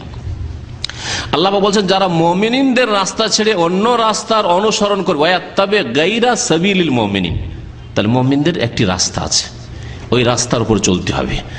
আর আদর্শ মুমিন যারা উসওয়া হাসানা, উত্তম আদর্শ, তারা সাহাবায়ে কেরামের দল। নুআল্লিহি মা তাওয়াল্লা, আল্লাহ বলছেন যে তারা যেদিকে ফিরবে সেদিকে ফিরিয়ে দেব। নবীর রাস্তা ছেড়ে দিয়ে, নবী সাল্লাল্লাহু আলাইহি ওয়াসাল্লামের বিরুদ্ধাচরণ করে, মুমিন সাহাবায়ে কেরামদের রাস্তা ছেড়ে দিয়ে, খোলাফা রাশিদিনের রাস্তা ছেড়ে অন্য রাস্তা যদি অনুসরণ করে, তাহলে যেদিকে ফিরবে সেদিকে ফিরিয়ে দেব। ওয়া নুসলিহি জাহান্নাম, তারপরে জাহান্নামে তাদেরকে দাখিল করব। ওয়া সাআত মাসিরা, জাহান্নাম বড়ই জঘন্য স্থান, খারাপ প্রত্যাবর্তন স্থল। আল্লাহ পাক রব্বুল আলামিন জুমা মসজিদ ওই আয়াতটি বলেছিলাম, আমাদেরকে ঈমান নিয়ে আসতে বলেছেন। কার মতো ঈমান? সাহাবায়ে কেরামদের মতো ঈমান। ফাইন আমানু বিমিসলি মা আমানতুম বিহি ফাকাদ ইহতাদাউ, সূরা বাকারা আয়াত নম্বর 137। মহান আল্লাহ বলছেন ফাইন আমানু, তারা যদি ঈমান নিয়ে আসে, বিমিসলি মা আমানতুম বিহি, যেইভাবে তোমরা ঈমান নিয়ে এসেছো। কাকে আল্লাহ সম্বন্ধে তোমরা বলছেন? সাহাবায়ে কেরামদেরকে সম্বোধন বলছেন যে দেখো তোমাদের সামনে কোরআন নাযিল হচ্ছে, তোমরা যেভাবে ঈমান নিয়ে এসেছো, ফাইন আমানু, তারা যদি সেভাবে ঈমান নিয়ে আসে, তাবেঈনরা, তাবেঈনরা, তারপরের লোকেরা কিয়ামত পর্যন্ত জিন ইনসান যদি সেইভাবে ঈমান নিয়ে আসে, তাহলে আকীদা, ঈমান, আমল ওই রকমই হইতে হবে যেইভাবে ছিল নবী করিম সাল্লাল্লাহু আলাইহি সাল্লামের জামানায়, সাহাবায়ে কেরামের জামানায়। এই জন্য কোন এক ইংরেজ যারা ভারত দখল করেছিল, তারা ওয়াহাবিদের সংজ্ঞায় লিখেছে, মানে যারা তাদের শত্রু ছিল ইংরেজদের, ওয়াহাবি নামটা ইংরেজরা দিয়েছে, ইসলামের শত্রু যারা বাইরের ইংরেজরা দিয়েছে, আর কবর মাজারপন্থী বিদাতিরা ঘরের শত্রুরা দিয়েছে। ভারতে যারা স্বাধীনতা আন্দোলন করছিল, তখনকার ভারত মানে অখণ্ড ভারত, কিন্তু বর্তমান পাকিস্তান, বাংলাদেশ সব মিলে, তারা লিখেছে ওয়াহাবিদের সংজ্ঞায় যে ওয়াহাবিদের মুখ্য উদ্দেশ্য হচ্ছে, আন্দোলন হচ্ছে যে তারা এই বর্তমান ইসলামকে 1400 বছর আগে যে ইসলাম ছিল নবী সাল্লাল্লাহু আলাইহি ওয়াসাল্লামের জামানায় আর সাহাবায়ে কেরামদের জামানায়, সেই ইসলামের দিকে ফিরিয়ে নিয়ে যেতে চায়। হক কথা বেরিয়েছে না? কথা সত্য না? আর এটাই কি সঠিক ইসলাম নয়? তাহলে তো এটাই তো আমাদের দাওয়াত। আমি খুব সংক্ষেপে বলি যে আমাদের দাওয়াত হচ্ছে 14 বছর আগে যে ইসলাম ছিল সেদিকে ফিরিয়ে নেওয়া যায়। এর চাইতে সংক্ষেপে আর বলা যাবে না যে আমাদের লক্ষ্য উদ্দেশ্য কি, আমাদের দাওয়াত কি, সহজ ভাষায়। আপনি এখন খুঁজেন যে কোন ইসলাম তখন আবু বকরের জামানায় ছিল, উমরের জামানায় ছিল, উসমানের জামানায় ছিল, আলীর জামানায় রাদিয়াল্লাহু তাআলা তাদের জামানায় ছিল, আর তার আগে রাসূলুল্লাহ সাল্লাল্লাহু আলাইহি ওয়াসাল্লামের আমলে ছিল। সেই ইসলামের দিকে আমরা ফিরে যেতে চাই। আর এতে আমাদের দ্বিমত হওয়া উচিত নয়, কারণ এটাই হচ্ছে আসল ইসলাম, এটাই হচ্ছে আসল ইসলাম। তাই আল্লাহ পাক বলছেন ফাইন আমানু বিমিসলি মা আমানতুম বিহি ফাকাদ ইহতাদাউ, তারা যদি তোমাদের মতো ঈমান নিয়ে আসে তাহলে তারা হেদায়েত পেল। ওয়া ইন তাওয়াল্লাউ, আর তারা যদি ফিরে যায় তোমাদের মতো ঈমান না নিয়ে আসে, তার মানে ফিরে গেল। কোরআন বলছে মওতের কথা, আর কেউ যদি হায়াতের কথা বলে, হায়াতুন নবীর কথা বলে, তাহলে তারা ওইভাবে ঈমান নিয়ে আসে যেভাবে সাহাবায়ে কেরামরা ঈমান নিয়ে এসেছে। নবী সাল্লাল্লাহু আলাইহি ওয়াসাল্লামের সাহাবায়ে কেরামগণ যেভাবে হাদিসগুলি আসছে সামনে আমি পেশ করব, যেইভাবে তারা নবী সাল্লাল্লাহু আলাইহি ওয়াসাল্লামের হায়াত মওত সম্পর্কে বলেছে সেইভাবে যদি তারা না বলে, তাহলে ওয়া ইন তাওয়াল্লা, তারা ফিরে গেল, ফাইন্নামা হুম ফি শিকাক, আর যদি তারা বিমুখ হয় ফিরে যায়, তাহলে তারা বিক্ষিপ্ত হয়ে রয়েছে, শিকাক মতবিরোধে রয়েছে, দ্বন্দ্বে পড়ে রয়েছে। শিকাক ফাসায়াকফিকাহুমুল্লাহ, হে নবী আল্লাহ পাক তাদের অনিষ্ট থেকে আপনার জন্য যথেষ্ট হবে। আপনাকে, আপনার দিনকে, আপনার নিয়ে আসা দিনকে, প্রচার করার দিনকে আল্লাহ পাক হেফাজত করে তাদের অনিষ্ট থেকে। ওয়া হুয়া সামিউল আলিম, আল্লাহ পাক সর্বশ্রোতা, সবকিছু শোনেন আর সর্বজ্ঞ, সবকিছু তিনি জানেন। বড় হাদিস নবী করিম সাল্লাল্লাহু আলাইহি ওয়াসাল্লামের ইন্তেকাল সম্পর্কে মা আয়েশা রাদিয়াল্লাহু তাআলা আনহা বর্ণনা করেছেন, বুখারী মুসলিম রয়েছে। শোনায় আপনাদেরকে, আয়েশা রাদিয়াল্লাহু তাআলা আনহা বলছেন যে আন্না আবু বকর সিদ্দিক রাদিয়াল্লাহু তাআলা, তার আব্বা আকবালা আলা ফারাসেন, ঘোড়ার উপর চেপে আসলেন, উটের উপর চেপে, দ্রুত একটু আসতে হবে, খবর পেয়েছেন নবী সাল্লাল্লাহু আলাইহি ওয়াসাল্লামের ইন্তেকাল হয়ে গেছে, দ্রুত ঘোড়ার পিঠে চেপে আসছেন। মিন মাসকানি বিসুনহ, তার বাড়ি ছিল একটু দূরে, আওয়ালিতে, সুনহ নামক একটি এলাকায়, ওখানে বাড়ি ছিল। হাত্তা নাজাল্লা, তারপর ঘোড়া থেকে নামলেন, ফাদাখাল মসজিদ, মসজিদে নবীতে প্রবেশ করলেন, ফালাম ইউকাল্লিমিন নাস, কারো সাথে কথা বললেন না, এখানে কয়জন, ওখানে কয়জন, ওখানে শোকে ভেঙ্গে পড়ে, কেউ বেহুশ হয়ে রয়েছে, কেউ কি অবস্থায় রয়েছে, কেউ কি বলছে, এই অবস্থায় রয়েছে। এরপর আমরা ইসলামকে হেফাজত করতে পারবো, আর আমরা কি ইসলামের খেদমত করতে পারবো, নানা রকম কথা যে যেমন বলে, এইরকম অবস্থায় রয়েছে তারা, কারো সাথে কথা বললেন না তিনি। হাত্তা দাখালা আলা আয়েশা, মেয়ের কক্ষে নবী করিম সাল্লাল্লাহু আলাইহি সাল্লামের মোবারক দেহ রয়েছে, সেখানে ঢুকে পড়লেন আবু বকর সিদ্দিক রাদিয়াল্লাহু তাআলা আনহু। ফাতায়াম্মামা রাসূলুল্লাহ সাল্লাল্লাহু আলাইহি ওয়াসাল্লাম, তারপরে উদ্দেশ্য করলেন রাসূলুল্লাহ সাল্লাল্লাহু আলাইহি ওয়াসাল্লাম। তায়াম্মাম উদ্দেশ্য করা, এক তায়াম্মুম হচ্ছে তায়াম্মুম করা, মাটিতে হাত মেরে তায়াম্মুম করা। এই তায়াম্মুমকে তায়াম্মুম এই জন্য বলেন, তায়াম্মুমের শাব্দিক অর্থ হচ্ছে উদ্দেশ্য করা। আর এই তায়াম্মুম করাকে আমাদের দেশের আবার বিকৃত ভাষায় তয়ম করা বলে, শুনেছেন না? তয়ম করা না, তায়াম্মুম করা, শব্দটা একটু উচ্চারণ করতে কঠিন। তায়াম্মুম মানে হচ্ছে উদ্দেশ্য করা। তো তায়াম্মুমকে তায়াম্মুম কেন বলে? এই জন্য বলে যে এতে মাটির উদ্দেশ্য করা হয়, মাটির উদ্দেশ্য করে, আর তারপরে তা থেকে মাটি নিয়ে হাত আর মুখ মাসা করলেন, এই হচ্ছে শরীয়তি তায়াম্মুম। এখানে শাব্দিক অর্থে তায়াম্মুম শব্দটি হাদিসে ব্যবহার হয়েছে মা আয়েশা রাদিয়াল্লাহু তাআলা আনহার উক্তি। তিনি বলছেন রাসূলুল্লাহ সাল্লাল্লাহু আলাইহি ওয়াসাল্লাম উদ্দেশ্য করলেন তিনি, ওয়া হুয়া মুগাশশান বিসাওবিন হেবরা, সেই সময় রাসূলুল্লাহ সাল্লাল্লাহু আলাইহি ওয়াসাল্লামের মোবারক দেহ হিবরি চাদর দিয়ে, হিবরি কাপড় দিয়ে, হিবরি কাপড় হচ্ছে এমন দেশের কাপড়, সেই যুগে এমন দেশে ভালো ভালো কাপড় তৈরি হতো, তখনকার যুগের মতো ভালো দামি কাপড় তৈরি হতো, ভালো কাপড় তৈরি হতো, হিবরি চাদর দিয়ে তাকে ঢাকা ছিল। তাহলে বোঝা গেল যে মাইয়িত ইন্তেকাল হয়ে গেলে কি করতে হবে? চাদর দিয়ে ঢেকে দিতে হবে। ফাকাশাফা আন ওয়াজহি, তার মুখমণ্ডল খুললেন। এখানে আমাদের দেশে কত বিদআত হয় চিন্তা করেন দেখি। মারা গেলে কোরআন চারিদিকে বসে কোরআন খানি শুরু হয়ে গেল, আমরাও করেছি। আমার নারীর ইন্তেকাল হয়েছে, আমার মা খালা সব জমা হয়েছে, বলছে কেউ তো কোরআন পড়তে পারে না, মাদ্রাসার ছাত্র মাত্র আমি কোরআন পড়তে। আর তাদের মহিলা কয়েকটা গ্রামের জানতো, সারা রাত কোরআন পড়েছে। কিছুক্ষণের জন্য আমি গিয়েছি, তো আমাকে আবার কোরআন পড়তে বলছে। এই হচ্ছে আমাদের দেশের দৃশ্য। আহলে হাদিস সমাজও কোরআন পড়ে, এই বিদআত করে, আর বাকিরা তো সকলেই করে না, করে না? হ্যাঁ, আমি তো জানি না যে আমাদের দেশে মাইয়াত মারা গেলে ঢেকে রেখে দিবে আর কোরআন পড়বে না, এটা হইতে পারে না। মরার পরে কোরআন পড়া শুরু, ওর পাশে সারা রাত যদি থাকে যে না আগামীকালকে জানাজা হবে, চলতে থাকবে 24 ঘন্টা 48 ঘন্টা ওই কোরআন তেলাওয়াত চলতেই থাকবে। নবী করিম সাল্লাল্লাহু আলাইহি সাল্লামের মোবারক দেহর কাছে কোরআন খানি হয়েছে। তাহলে মা আয়েশা উল্লেখ করতেন রাদিয়াল্লাহু তাআলা আনহা যে ওখানে করে কোরআন তেলাওয়াত চলছিল, ওমর তেলাওয়াত করছিলেন, উসমান করছিলেন, অথবা মেয়েরা করছিলেন, ফাতেমা করছিলেন, আর কেউ করছিলেন, উম্মাহাতুল মুমিনিনগণ নবী সাল্লাল্লাহু আলাইহি ওয়াসাল্লামের বিবিগণ কোরআন তেলাওয়াত করছেন কমপক্ষে, তা কিছু তো নেই। মুখমণ্ডল খুললেন, তাহলে চেহারাও ঢাকা ছিল। সুম্মা আকাব্বা আলাইহি, তারপরে লুটিয়ে পড়লেন। সুবহানাল্লাহ, আবু বকর সিদ্দিক রাদিয়াল্লাহু তারপরে লুটিয়ে পড়লেন। ফাকাব্বালাহু, এবং তাকে চুমো দিলেন, বসা দিলেন। ওয়া বাকা, এবং কাঁদতে শুরু করলেন, কেঁদে ফেললেন। তাহলে কাঁদা জায়েজ, চিৎকার করা আর বিভিন্ন গুণাবলী বর্ণনা করা এগুলি নিষেধ আছে, যেটাকে রোদন করা বলা হয়। এর ওপর কঠোর শাস্তির কথা বলা হয়েছে। মাইয়েতকেও শাস্তি হবে যদি মাইয়েত কুসংস্কার থাকে সমাজে, আর নিষেধ না করে যায়, আর যারা করবে তারা গুনাহগার হবে। তবে চোখের পানি বহিয়ে কান্না করা সুন্নাত দ্বারা প্রমাণিত, নবী সাল্লাল্লাহু আলাইহি ওয়াসাল্লাম হয়েছে, সাহাবায়ে কেরামদের হয়েছে। সুম্মা কালা, তারপরে বলে আবু বকর সিদ্দিক রাদিয়াল্লাহু আনহু, বে আবি আনতা ওয়া উম্মি, আমার বাবা এবং আমার মা আপনার উপর উৎসর্গ হয়ে যাক। ওয়াল্লাহি, আল্লাহর শপথ করে বলছে, লা ইয়াজমা আল্লাহু আলাইকা মাউতাতাইন, আল্লাহ পাক আপনার ওপর দুই মত একত্রিত করবেন না। অর্থাৎ দুইবার মত হবে না, মত মানুষের একবার হয়, তাই একবারই হবে। দুই মত জমা করবেন না, একত্রিত করবেন না। তাহলে আবু বকর সিদ্দিক রাদিয়াল্লাহু তাআলা আনহু যে এই উম্মতের নবী সাল্লাল্লাহু আলাইহি ওয়াসাল্লামের পরে 1 নম্বর ব্যক্তি, নবী করিম সাল্লাল্লাহু আলাইহি ওয়াসাল্লামের প্রধানমন্ত্রী আবু বকর সিদ্দিক রাদিয়াল্লাহু তাআলা আনহু। না এতে দ্বিমত আছে কারো? 1 নম্বর ব্যক্তি, ডান হাত। তিনি বলছেন যে আপনার উপর আল্লাহ দুই মত একত্রিত করবেন না। তাহলে নবী সাল্লাল্লাহু আলাইহি ওয়াসাল্লামের মতে বিশ্বাসী আবু বকর কিনা? মতে বিশ্বাসী।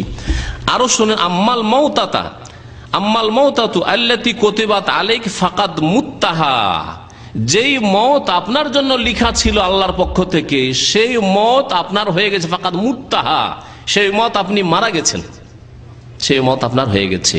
এর চাইতে আরো স্পষ্ট লাগবে? এই উম্মতের যিনি প্রথম নম্বর ব্যক্তি, যার সম্পর্কে প্রথমে বলা হয়েছে যে রাসূলুল্লাহ সাল্লাল্লাহু আলাইহি ওয়াসাল্লামের পরে প্রথম জান্নাতে প্রবেশ করবেন কে? মুহাম্মদ রাসূলুল্লাহ সাল্লাল্লাহু আলাইহি ওয়াসাল্লাম। তারপরে আবু বকর সিদ্দিক রাদিয়াল্লাহু তাআলা আনহু জান্নাতে প্রবেশ করবেন। আবু বকর ফিল জান্নাতে, ওমর ফিল জান্নাতে, ওসমান ফিল জান্নাহ, ওয়া আলী ফিল জান্নাহ। এভাবে আশরা মুবাশশারের কথা নবী করিম সাল্লাল্লাহু আলাইহি ওয়াসাল্লাম একটি হাদিসে বলেছেন। সেই ব্যক্তি বলছেন যে যেই মত আল্লাহ পাক আপনার জন্য লিখে রেখেছে সেই মত আপনার হয়ে গেছে, ফাকাদ মুত্তাহা। তারপরে যদি কেউ অস্বীকার করে তার পরিণাম কি হবে আল্লাহ পাক ভালো জানেন। আব্দুল্লাহ বিন আব্বাস রাদিয়াল্লাহু তাআলা আনহুমা, এই ছিল আয়েশা রাদিয়াল্লাহু তাআলা আনহা বর্ণনা। তিনি বর্ণনা করেছেন হাদিস, আন্না আবু বকর খারাজা, আবু বকর রাদিয়াল্লাহু তাআলা বেরোন বাড়ি থেকে। উমারুল খাত্তাব ইয়াকাল্লামুন নাস, দেখছেন যে উমার লোকদের সামনে কথা বলছে এবং বলছে না না না না, রাসূলুল্লাহ সাল্লাল্লাহু আলাইহি ওয়াসাল্লাম মওত হয়নি। সেই সময় তিনি পৌঁছে, ফাকালা ইজলিস ইয়া উমার, চুমন দেওয়ার পরে কান্না আসলো। তারপর ঘর থেকে আবার বেরিয়ে পড়লেন।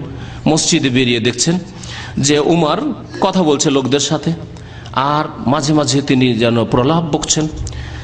বলে ইজলিস ইয়া উমার, উমার বসো। ফাওয়া উমার আইন ইজলিসা, উমার বুঝতে চায় না, কারণ হুঁশ নেই, বেহুশ হয়ে পড়েছেন, বসছেন না, কথা শুনছেন আবু বকর সিদ্দিক রাদিয়াল্লাহু তাআলা।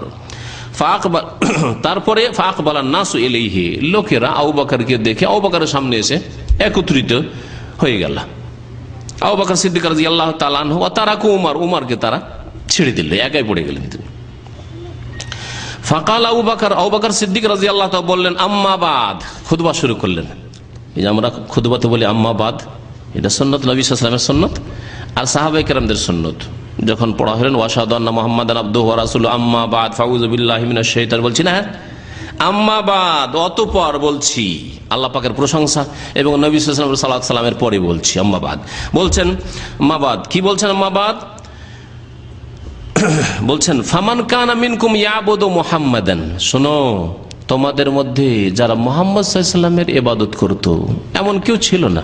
তবে শুনে রাখো, যদি ধরে নেওয়া হয় যে কেউ মুহাম্মদ সাল্লাল্লাহু আলাইহি ওয়াসাল্লামের ইবাদত করত, তার পূজা করত, তাকে সেজদা করত, এরকম কেউ যদি থাকে, তাহলে জেনে রাখো যে তোমাদের ধারণা ভুল, তোমাদের আকীদা ভুল। ফাইন্না মুহাম্মাদান কাদ মাত, তাহলে জেনে রাখো যে মুহাম্মদ সাল্লাল্লাহু আলাইহি ওয়াসাল্লামের কি হয়েছে? কাদ মাতা, নিঃসন্দেহে মত হয়ে গেছে, নিঃসন্দেহে মত হয়ে গেছেন, তিনি মারা গেছেন। নবী সাল্লাল্লাহু আলাইহি ওয়াসাল্লাম মত হয়ে গেছে, স্পষ্ট বক্তব্য আবু বকর সিদ্দিক রাদিয়াল্লাহু তাআলা। ওমান কানা ইয়াবুদুল্লাহ, আর যেই ব্যক্তি আল্লাহ পাকের ইবাদত বন্দেগী করতো, আল্লাহকে সিজদা করতো, আল্লাহর জন্য নামাজ পড়তো, আল্লাহর কাছে দোয়া করতো, আল্লাহর কাছে ফরিয়াদ করতো, জেনে রাখুক সে সুসংবাদ, ফাইন্নাল্লাহা হাইয়ুন লা ইয়ামুত, আল্লাহ পাক হচ্ছেন হাইয়ুন, চিরঞ্জীব। নবী মুহাম্মদ সাল্লাল্লাহু আলাইহি ওয়াসাল্লাম হাইয়ুন না, হায়াতুন নবী নয়। লা ইয়ামুত, তিনি কখনো মৃত্যুবরণ করবেন না, কে? আল্লাহ পাক। কাল আল্লাহ তাআলা তারপরে দলিল পেশ করলেন ওই আয়াত, যে আয়াত আমি পেশ করলাম আপনাদের সামনে একটু আগে, সূরা আলে ইমরান আয়াত নম্বর 144, ওমা মুহাম্মাদুন ইল্লা রাসূল কাদ খালাত মিন ক্বাবলিহি রাসূল আফাই মাতা আও কুতিলা ইনকালাবতুম আলা আকাবিকুম, তিনি যদি মারা যান অথবা তাকে নিহত করে দেওয়া হয় তোমরা কি উল্টো দিকে ফিরে যাবে? ওয়া মান ইয়ানকালিব আলা আকিবাইহি ফালান ইয়াদুররাল্লাহা শাইআন ওয়া সাইয়াজিল্লাহু শাকিরিন। এই আয়াত পড়ে শোনালেন আবু বকর সিদ্দিক রাদিয়াল্লাহু তাআলা লোকজনকে। কালা, তারপরে বর্ণনাকারী আব্দুল্লাহ ইবনে আব্বাস বলছেন, ওয়াল্লাহি আল্লাহর কসম করে বলছি, লাকা আন্নান নাস লাম ইয়ালামু আন্নাল্লাহ আনজালা হাযিহিল আয়াত, মনে হচ্ছিল যে লোকেরা জানছিলেন না যে এই আয়াত এর আগে নাজিল হয়েছে, ভুলে গেছেন। ইন্তেকালের সময় মানুষ যখন বিব্রত অবস্থায় থাকে, পেরেশান অবস্থায় থাকে, তখন অনেক কিছু ভুলে যায়। এক্ষুনি যদি পেরেশান হয়ে যায় যে আমার মনে আছে বলার সবকিছু কিন্তু ভুলে যাব। নতুন বক্তা যদি স্টেজে দাঁড় করা হয়, এতগুলি মুখস্থ করে এসে সবকিছু ভুলে যায়, জানেন না? জানেন না? যারা মাদ্রাসায় পড়েছে তারা ভালো করে জানেন। আমরা ছোটকালে যখন ট্রেনিং করতাম তো অনেক কিছুই মুখস্থ করে এসে দেখি যে মনে করে এসেছি 15 মিনিট বলবো, 5 মিনিটই শেষ হয়ে গেছে, আর খুঁজে পাই না কি বলবো। তো বলছেন যে আল্লাহর কসম, মনে হচ্ছিল যে লোকেরা এর আগে আয়াতটি জানতোই না। হাত্তা তাআল্লাহ আবু বকর, এমনকি আবু বকর রাদিয়াল্লাহু তাআলা যখন তেলাওয়াত করলেন তখন সবাই তেলাওয়াত করা শুরু করেছে, সকলে এই আয়াত তেলাওয়াত করা শুরু করেছে। ফাতালাক্কাহা মিনহু আন-নাস কুল্লুহুম, সমস্ত লোক ওই আয়াতটিকে আবু বকর সিদ্দিক রাদিয়াল্লাহু তাআলা জবান থেকে নিয়ে সবাই তেলাওয়াত করা শুরু করেছে। ফামা আসমাউ বাশারান মিনান নাস ইল্লা ইয়াতলুহা, এমন কোন মানুষ দেখছি না যে যার মুখে ওই তেলাওয়াত হচ্ছে না, আয়াত তেলাওয়াত, মনের শান্তির জন্য। ওমা মুহাম্মাদুন ইল্লা রাসূল কাদ খালাত মিন ক্বাবলিহি রাসূল আফাইম মাতা আও কুতিলা ইনকালাবতুম আলা আকাবিকুম ওয়া মান ইয়ানকালিব আলা আকিবাইহি ফালান ইয়াদুররাল্লাহা শাইআন। এইভাবে পড়ছেন আর মনকে শান্তি দিচ্ছেন। আর সত্যি যদি কোরআনের অর্থ বুঝেন আর কোরআনের আয়াত যদি বারবার পড়েন তো যে কোনো বিপদ আপদ বালা মুসিবতে কিন্তু মন হালকা হয়ে যাবে, মনের শান্তি হাসিল হবে। আপনি অর্থ বুঝে পড়েন, আপনার যতই বড় বিপদ থাক না কেন পড়েন লা ইলাহা ইল্লা আনতা সুবহানাকা ইন্নী কুনতু মিনাজ জালিমিন। আপনি পড়েন হাসবি আল্লাহু ওয়া নি'মাল ওয়াকিল ওয়া নি'মাল মাওলা ওয়া নি'মান নাসির, পড়েন হাসবুনাল্লাহু ওয়া নি'মাল ওয়াকিল। এইভাবে যে আয়াতগুলি রয়েছে আপনি পড়েন, মনের শান্তি হাসিল হবে। তো এইরকমই সাহাবায়ে কেরামরা সকলেই তেলাওয়াত করছেন। সাঈদ বিন মুসাইয়্যিব প্রখ্যাত তাবেঈ, তিনি বলছেন যে ওমর রাদিয়াল্লাহু তাআলা বলছেন যে ওয়াল্লাহি আল্লাহর কসম করে বলছি, মা হুয়া ইল্লা আন সামি'তু আবু বকর তালাহা, আমি যখন আবু বকর রাদিয়াল্লাহু তাআলার কাছে এই আয়াত তেলাওয়াত শুনলাম, ফা আকিরতু হাত্তা মা তুকিল্লুনি রিজলায়া, মনে হচ্ছে যে আমি ভেঙে পড়েছি, এমন ভেঙে পড়েছি যে আমি আর পায়ে ভর দিয়ে দাঁড়াতে পারছি না, মনে হচ্ছে আছাড় খেয়ে পড়ে যাব, যে সত্যি আল্লাহর নবীর ইন্তেকাল হয়ে গেছে। মানে এতক্ষণ ধারণা ছিল তার, বেহুশ অবস্থায় বলছেন যে না, নবী সাল্লাল্লাহু আলাইহি ওয়াসাল্লাম বেঁচে আছেন, আর যদি ইন্তেকাল হয় তো তিনি ফিরে আসবেন, এরকম বিভিন্ন ধরনের কথাবার্তা বলছিলেন। কিন্তু আয়াত শোনার পরে বুঝতে পারলাম যে আর নবী নেই দুনিয়াতে, আর আমার প্যারা নবী নেই সাল্লাল্লাহু আলাইহি ওয়াসাল্লাম। মনে হচ্ছে যে আমার পা আমাকে আর রাখতে পারবে না, কোনো শক্তি নেই পায়ে। হাত্তা আহওয়াইতু ইলাল আরদে, মনে হচ্ছে যে আমি পড়ে যাচ্ছি জমিনে আছাড় খেয়ে। হেনা সামি'তুহু তালাহা, যখন শুনলাম যে এই আয়াত তেলাওয়াত করলেন, আলেম তো আর জানতে পারলাম যে আন্নান নবী সাল্লাল্লাহু আলাইহি ওয়াসাল্লাম কাদ মাতা, নবী করিম সাল্লাল্লাহু আলাইহি ওয়াসাল্লাম কি হয়েছে?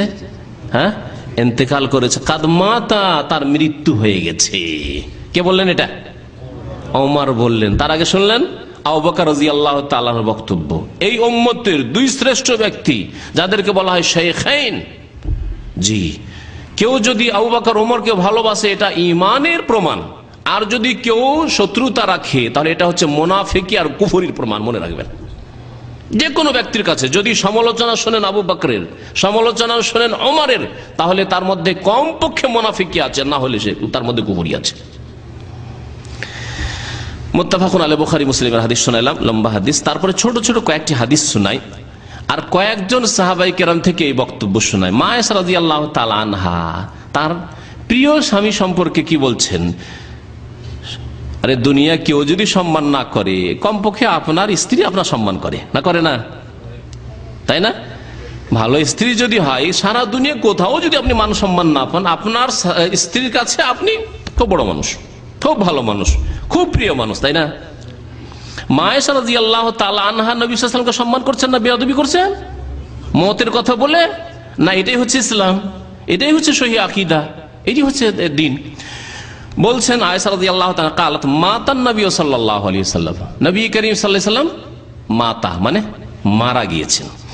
ওয়া ইন্নাহু লাবাইনা হাকিনাতি ওয়া জাকিনাতি, তখন তিনি যখন তার মত হয় তখন তিনি আমার হাকেনা আর জাকেনার মাঝখানে এইভাবে ধরেছিলেন। তিনি এদিকে রান আছে, রানের মাথা দিয়ে শুয়েছিলেন, আর আমার এই যে চিবুক আছে এর মাঝখানে, আর আমার যে সিনা বক্ষ আছে এর মাঝখানে তিনি ছিলেন। এই অবস্থায় কি হয়েছে? মাতা, তার মত হয়েছে। নবী সাল্লাল্লাহু আলাইহি ওয়াসাল্লাম ফালা আকরাহু শিদ্দাতাল মাউতি লিআহাদিন আবাদা, এরপরে যদি কারো মতের সময় যন্ত্রণা হয় তো সেটাকে আমি ঘৃণা করি না। মানে এই কথা ধারণা করি না যে লোকটা হয়তো পাপী, লোকটা হয়তো গুনাহগার, লোকের হয়তো পাপ ছিল সেই জন্য মতের সময় যন্ত্রণা হচ্ছে। কারণ নবী করিম সাল্লাল্লাহু আলাইহি ওয়াসাল্লামেরও মতের যন্ত্রণা হয়েছে, আমি দেখেছি। ইন্নালিল মাউতি সাকারাত, নবী করিম বারবার করে বলতেন যে হায় মতের বড় যন্ত্রণা রয়েছে, মরণের বড় যন্ত্রণা রয়েছে। নবী করিম সাল্লাল্লাহু আলাইহি ওয়াসাল্লামের যন্ত্রণা হয়েছিল আল্লাহ পাক হয়তো তার মর্যাদাকে আরো উঁচু করার জন্য যন্ত্রণা দিয়েছেন, এটা হতে পারে। তারপর এটা হচ্ছে সে আয়েশা রাদিয়াল্লাহু তাআলার কথা। এখন শুনে আনাস বিন মালিক, নবী করিম সাল্লাল্লাহু আলাইহি ওয়াসাল্লামের খাস খাদেম, 10 বছর খিদমত করেছেন। আনাস বিন মালিক কি বলছেন? বলছেন মাতান নবী সাল্লাল্লাহু আলাইহি ওয়াসাল্লাম, নবী করিম সাল্লাল্লাহু আলাইহি ওয়াসাল্লাম মৃত্যুবরণ করেছেন, মারা গেছেন। ওয়ালাম ইয়াজমাইল কোরআন গায়রু আরবা, 4 জন ছাড়া, 4 জন সাহাবী ছাড়া কোরআন কেউ একত্রিত করেননি। মানে পুরো কোরআন তাদের কাছে থাকবে লিখিত মুখস্থ, এইরকম 4 জন ছাড়া কেউ ছিল না। আবু দারদা, মুআয ইবনে জাবাল, যায়েদ ইবনে সাবিত আর আবু যায়েদ। কাল ওয়া নাহনু ওয়ারিসনাহু, আমরা এই কোরআনে কারীমের ওয়ারিস হয়েছি। আসল উদ্দেশ্য হচ্ছে যে আনাস বিন মালিক কি বললেন? মাতান নবী সাল্লাল্লাহু আলাইহি ওয়াসাল্লাম, নবী সাল্লাল্লাহু আলাইহি ওয়াসাল্লামের ইন্তেকাল হয়েছে। সেই সময় এই 4 জনের কাছে কোরআন লিখা ছিল, এরা কাতেব ছিলেন। বুখারীর হাদিস, সহিহ বুখারী, আগেরটিও সহিহ বুখারীর হাদিস।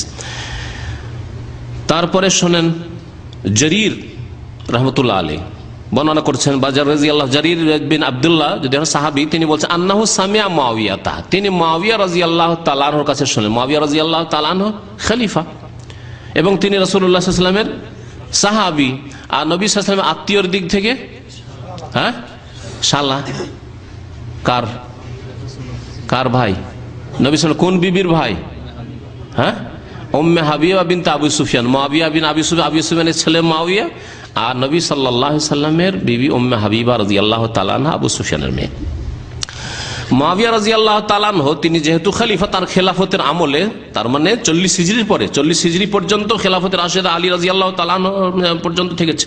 তারপরে মুআবিয়া রাদিয়াল্লাহু যখন খলিফা হলেন তিনি বক্তব্য দিচ্ছেন, বলছেন মাতা রাসূলুল্লাহ সাল্লাল্লাহু আলাইহি ওয়াসাল্লাম, রাসূলুল্লাহ সাল্লাল্লাহু আলাইহি ওয়াসাল্লাম কি হয়েছে? মারা গিয়েছেন, মৃত্যুবরণ করেছেন। ওয়া হুয়া ইবনু 63, তার বয়স ছিল 63 বছর। ওয়া আবু বকর ওয়া উমর, আবু বকর উমরও 63 বছর ছিলেন। ওয়া আনা ইবনু 63, আর আমিও 63 বছর বয়সে পৌঁছে গেছি। বলার উদ্দেশ্য আমারও মত হয়তো ঘনিয়ে এসেছে। জি, সহিহ মুসলিমের হাদিস।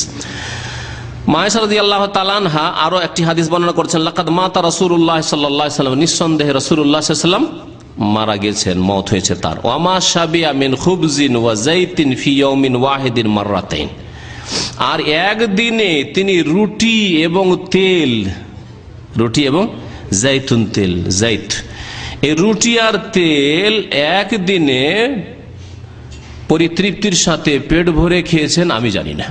2 বার, দুপুরে একবার পেয়েছেন, গাদাতে, গাদা বলা হয় দুপুর, দুপুরের খাবারে রুটি, ভাত তো দূরের কথা, আর গোশত আর বিরিয়ানি দূরের কথা রাখেন, রুটি, আর তাতে রুটিতে কি?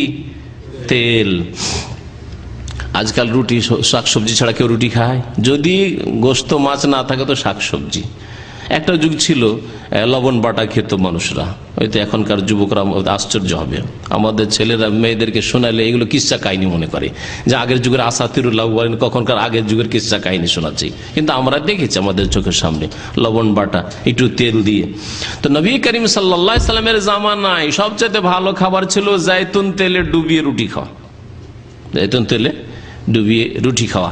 নবী সাল্লাল্লাহু আলাইহি ওয়াসাল্লাম সেটাও, সেই খাবারটিও 2 বার দিনে পাননি কখনো। রাসূলুল্লাহ সাল্লাল্লাহু আলাইহি ওয়াসাল্লাম এই অবস্থায় মারা গেছেন। লাকাদ মাতা রাসূলুল্লাহ সাল্লাল্লাহু আলাইহি ওয়াসাল্লাম, আয়েশা বলছেন, সহিহ মুসলিমের হাদিস। আরেকজন নতুন সাহাবীর কথা শুনেন, তার ঈমান আল্লাহ রসুলের মওত সম্পর্কে বা হায়াত সম্পর্কে। জাবের বিন আব্দুল্লাহ রাদিয়াল্লাহু তাআলা আনহুমা তিনি বলছেন, লাম্মা মাতান নবী সাল্লাল্লাহু আলাইহি ওয়াসাল্লাম, যখন নবী সাল্লাল্লাহু আলাইহি ওয়াসাল্লাম মারা গেলেন, যখন নবী সাল্লাল্লাহু আলাইহি ওয়াসাল্লাম মারা গেলেন, যা আবা বকর মালুন মিন কিবালিল আলা ইবনুল হাজরামি, তখন ধন সম্পদ আসলো আবু বকর সিদ্দিক প্রথম খলিফার কাছে আলা ইবনুল হাজরামির পক্ষ থেকে। আলা ইবনুল হাজরামি কোথায় ছিলেন কে বলতে পারেন এখানকার? হ্যাঁ, বাহরাইনে ছিলেন। কোন বাহরাইন? এই বর্তমান বাহরাইন ছিল তখন না, তখন এই বাহরাইন হদিস ছিল না, এই দ্বীপের মধ্যে। হ্যাঁ, তখনকার বাহরাইন যেখানে আমরা বসে আছি এই এলাকাকে বলা হয়তো আল আহসা থেকে শুরু করে এই কাতিফ দারিন পর্যন্ত। হাদিসে এবং সাহাবায়ে কেরামের সিরাতে দারিনের নাম আছে, কাতিফের নাম আছে। আলা ইবনুল হাজরামি এই দারিন পর্যন্ত এসেছেন। আর কাতিফ থেকে দারিন যাওয়ার জন্য রাস্তা ছিল না, স্থল রাস্তা ছিল না, সমুদ্র পার হয়ে তিনি গিয়েছেন। এইসব কথা নবী সাল্লাল্লাহু আলাইহি ওয়াসাল্লামের সাহাবায়ে কেরামের সিরাতে নবী সাল্লাল্লাহু আলাইহি জামানার কথা আছে। তো নবী সাল্লাল্লাহু আলাইহি ওয়াসাল্লামের জীবদ্দশায় শেষ জামানায় ইসলাম এই এলাকা পর্যন্ত, আল আহসা থেকে কাতিফ পর্যন্ত পৌঁছে গিয়েছিল, দারিন পর্যন্ত পৌঁছে গিয়েছিল। তো এখানে নবী সাল্লাল্লাহু আলাইহি সাল্লাম যখন এই এলাকায় বিজয় হয়ে গেল, আলা ইবনুল হাজরামি সাহাবীকে এখানকার আমির বানিয়েছিলেন। এখান থেকে গনিমতের ধন সম্পদ বা খারাজের ধন সম্পদ, যাকাতের ধন সম্পদ এসব পৌঁছিল। এই কথা বলছেন। সেই সময় নবী সাল্লাল্লাহু আলাইহি সাল্লামের কি হয়ে গেছে? ইন্তেকাল হয়ে গেছে। লাম্মা মাতান নবী সাল্লাল্লাহু আলাইহি ওয়াসাল্লাম, নবী সাল্লাল্লাহু আলাইহি ওয়াসাল্লামের মওত হয়ে গেছে। আবু বকর রাদিয়াল্লাহু তাআলা আনহুর কাছে ধন সম্পদ আসলো আলা ইবনুল হাজরামির পক্ষ থেকে। সহিহ বুখারীর হাদিস। আর তাতে আলা ইবনুল হাজরামির পক্ষ থেকে যে ধন সম্পদ আসলো, আবু বকর রাদিয়াল্লাহু তাআলা আনহু বললেন, তখন কথাগুলি শুনিয়ে দিই কি হইল এই ধন সম্পদের। মান কানা লাহু আলান নবী সাল্লাল্লাহু আলাইহি ওয়াসাল্লাম দাইনুন আও কানাত লাহু মিন কিবালিহি ইদাতুন ফালিয়াতিনা, কেউ যদি নবী সাল্লাল্লাহু আলাইহি ওয়াসাল্লামের কাছে পাওনা রাখে, যে নবী সাল্লাল্লাহু আলাইহি ওয়াসাল্লামের কাছে কিছু পাওনার দাবি করে, যে পাবো আমি কিছু, অথবা নবী সাল্লাল্লাহু আলাইহি ওয়াসাল্লাম তার সাথে ওয়াদা করেছেন, প্রতিশ্রুতি দিয়েছেন যে দেখো কিছু আসলে তোমাকে দেব, এইরকম কোন ওয়াদা থেকে থাকে, ফালিয়াতিনা, তাহলে আমাদের কাছে আসো। খলিফা হলেন কে? আবু বকর সিদ্দিক রাদিয়াল্লাহু তাআলা বললেন যে আসো আমার কাছে, তাহলে আমি তোমাদেরকে দিয়ে দেব। জাবের রাদিয়াল্লাহু তাআলা বলছেন, ফাকুলতু, আমি বললাম, ওয়াদানি রাসূলুল্লাহ সাল্লাল্লাহু আলাইহি ওয়াসাল্লাম ইউতিয়ানি হাকাযা ওয়া হাকাযা। জাবের বর্ণনাকারী বলছেন যে আবু বকরকে গিয়ে বললাম, খলিফাকে, যে হে খলিফা, আমাকে রাসূলুল্লাহ সাল্লাল্লাহু আলাইহি ওয়াসাল্লাম একটা ওয়াদা দিয়েছিলেন, প্রতিশ্রুতি, যে আমাকে এই দিবেন এই দিবেন। জাবের রাদিয়াল্লাহু তাআলা আনহু যুবক মানুষ ছিলেন, তার আব্বার ইন্তেকাল, মানে শহীদ হয়ে গিয়েছিলেন উহুদের যুদ্ধে, আর তার 9টি বোন ছিল। এই জন্য নবী সাল্লাল্লাহু আলাইহি ওয়াসাল্লাম অত্যন্ত মায়া করতেন জাবেরের উপর, তার বোনদের জন্য। এবং তার আব্বার ইন্তেকাল হয়েছে, এতিম ছেলে। তারপরে এই 9 বোনের দেখাশোনা করে প্রত্যেকটির বিবাহ শাদীর এই দায়িত্ব নিয়েছিল এই ছেলে, যার ফলে নবী সাল্লাল্লাহু আলাইহি ওয়াসাল্লাম মাঝে মধ্যেই তার প্রতি অত্যন্ত বেশি খেয়াল রাখতেন। বলছে আমার সাথে তো ওয়াদা করেছেন বেশ কিছু জিনিসের, ফাবাসাতা ইয়াদাইহি সালাসা মাররাত, 3 বার করে হাত সম্প্রসারিত করলেন জাবের রাদিয়াল্লাহু তাআলা। কালা জাবের ফাআদ্দা ফি ইয়াদি 500 সুম্মা 500 সুম্মা 500, আমার হাতে 500 দিনার একবার দিলেন, আবার 500 দিনার দিলেন, আবার 500 দিনার দিলেন। একজন সাহাবীকে আল্লাহ পাক কিভাবে আল্লাহর দিনের যখন খেদমত করেছে, কিভাবে তাদেরকে সচ্ছল করেছেন, যারা অত্যন্ত অভাবী ছিল, রুটির ব্যবস্থা ছিল না, খাদ্যের ব্যবস্থা ছিল না, মাসের পর মাস খেজুর খেয়ে পানি খেয়ে চলে যেত, তাদেরকে আল্লাহ পাক এসব নিয়ামত দিয়েছিলেন। তারা দিনের খেদমত করেছে, আল্লাহর দিনের সাহায্য করেছে। ইন তানসুরুল্লাহ ইয়ানসুরকুম, তোমরা আল্লাহর সাহায্য করো, আল্লাহর দিনের সাহায্য করো, আল্লাহ তোমাদের সাহায্য করবেন। আমরা আল্লাহর দিনের সাহায্য করি না, এই জন্য আল্লাহ পাক দুনিয়াতে আমাদেরকে লাঞ্ছিত করে দিয়েছেন, আর পরকালে যে আমাদের পরিণাম হাসর কি হবে আল্লাহ পাক ভালো, আল্লাহ যেন আমাদের মাফ করে দেন। সহিহ বুখারী হাদিস। 7 নম্বরে একটি হাদিস শোনাবো। 6টি হাদিস শোনানো হয়ে গেছে নবী সাল্লাল্লাহু আলাইহি ওয়াসাল্লাম মওতের উপর। বলছেন নবী করিম সাল্লাল্লাহু আলাইহি সাল্লাম যে আতানি জিবরিল, সাহাল বিন সাদ রাদিয়াল্লাহু তাআলা সাহাবী বর্ণনাকারী, জিবরাইল আলাইহিস সালাম একদিন আসলেন, আসার পরে বলে, ফাকাল ইয়া মুহাম্মদ, হে মুহাম্মদ সাল্লাল্লাহু আলাইহি ওয়াসাল্লাম, ইসমা শিতা ফাইন্নাকা মাইয়িত। ইসমা শিত, তোমার যতদিন ইচ্ছা আর যেমন ইচ্ছা তুমি জীবন যাপন করো, যতদিন ইচ্ছা বেঁচে থাকো, মানে যতদিন আল্লাহ রাখছে রাখুক তোমাকে, কিন্তু শেষ পরিণাম কি হবে? ফাইন্নাকা মাইয়াত, নিশ্চয়ই তোমাকে মাইয়াত হতেই হবে। কে বলছেন? জিবরাইল আলাইহিস সালাম। কোন মুফতি আছে নাকি যে ফতোয়া জিবরাইল ওয়াহাবি রে? হ্যাঁ আছে মুফতি? হ্যাঁ, মুফতিরা তো বড় বড় ফতোয়া দিয়ে থাকে। ইসমা শেতা, তোমার যা ইচ্ছা যেমন ইচ্ছা যতদিন ইচ্ছা তুমি জীবন যাপন করো। ফাইন্নাকা মাইত, নিঃসন্দেহে তুমি মাইয়েত হবে। ওয়া আহবিব মান শেতা, আর যাকে ইচ্ছা তুমি ভালোবাসো, ভালো মানুষকেই ভালোবাসো আর মন্দ মানুষকেই ভালোবাসো, যাকে ইচ্ছা ভালোবাসো। ফাইন্নাকা মুফারিকুহু, নিঃসন্দেহে একদিন তার থেকে তুমি আলাদা হবেই হবে। যতই ভালোবাসো আয়েশাকে একদিন ছেড়ে যেতেই হবে, যতই ভালোবাসো আবু বকরকে একদিন ছেড়ে যেতেই হবেই হবে, যতই ছেলে মেয়েদেরকে ভালোবাসো একদিন ছেড়ে যেতেই হবে, যতই ধন সম্পদকে ভালোবাসো একদিন ছেড়ে যেতে হবেই হবে। কত সুন্দর সংক্ষেপ কথা জিবরিল আলাইহিস সালামের নসিহত শুনেন। এটা শুধু নবীকে সম্বোধন করে নয়, আমাদেরকে বলা হয়েছে ইসমাসের যতই বড় তুমি রাজত্ব পেয়ে যাও, 30 বছর রাজত্ব করলে আর যা ইচ্ছা তাই করলে, এখন এখন আল্লাহ পাক রব্বুল আলামিনের সময় চলে এসছে, নির্ধারিত সময় শেষ হয়ে গেল। এইরকমই প্রত্যেক মানুষের এমন একটা দিন আসবে যেদিন মালাকুল মওত চলে আসবে। এখন তো গদি থেকে সরতে হয়েছে, মালাকুল মওত চলে আসবে। সুতরাং ভালো অবস্থায় মরতে পারলে কামিয়াব, তওবা করে সংশোধন করে মরতে পারলে কামিয়াব, না হলে হতভাগা মরদুদ। ওয়ামাল মাশিত, আর যা ইচ্ছা আমল করো, ভালো করো মন্দ করো, হ্যাঁ জুলুম করো অত্যাচার করো, যা ইচ্ছা তাই করো। ওয়ামাল মাশিত, যা কর্ম করবে করো, দুনিয়ার জন্য করো, শুধু পেটের জন্য করো আর আখিরাতের জন্য করো। ওয়ামাল মাশিত, যে কোন আমল কর্ম করো। ফাইন্নাকা মাজজিউন বিহি, তার প্রতিদান অবশ্যই দেওয়া হবে। ভালো করো ভালো প্রতিদান দেওয়া হবে, আর মন্দ করো গুনার কাজ করো তার শাস্তি দেওয়া হবে, তার জন্য আযাব দেওয়া হবে। ওয়ালাম, আর জেনে রাখো, আন্না শারাফাল মুমিন কিয়ামুহু বিল্লাইল, আর মুমিনের শারাফাত, মুমিনের সম্মান ইজ্জত কিসে রয়েছে? কিয়ামুল লাইল, কিয়ামুহু বিল্লাইল, রাতের তাহাজ্জুদে। সুবহানাল্লাহ, রাতের তাহাজ্জুদে মান সম্মান রয়েছে, আল্লাহ নৈকট্য লাভ হয় রাতের অন্ধকারে। আপনি দেখেন কোন একজন বড় ব্যক্তির সাথে সবার সামনে আপনাকে কথা বলতে হয়, আপনার মনটাই শান্তি হয় না? তেন কোন বড় ব্যক্তিত্বের সাথে যদি কথা বলে না, দেখছেন যে মজলিসে 2, 4, 10 জন 20 জন সব সময় বসে আছে, তাদের সামনে কথা বললাম, মনটাই শান্তি হয় না। কিন্তু নির্জনে যদি 10 মিনিট 5 মিনিট কথা বলতে পান, তাহলে আপনার এটা গৌরবের বিষয় যে আমি অমুক ব্যক্তির সাথে আমি নির্জনে কথা বলেছি, তাই না? তো রাতের কিয়াম তাহাজ্জুদ ওইরকমই, আল্লাহ পাকের সাথে নির্জনে কথা বলা, মোনাজাত। একে মোনাজাত বলে। আসলে সুন্নতি মোনাজাত মানুষ ছেড়ে দিয়েছে আর বিদাতি মোনাজাত ধরে নিয়েছে।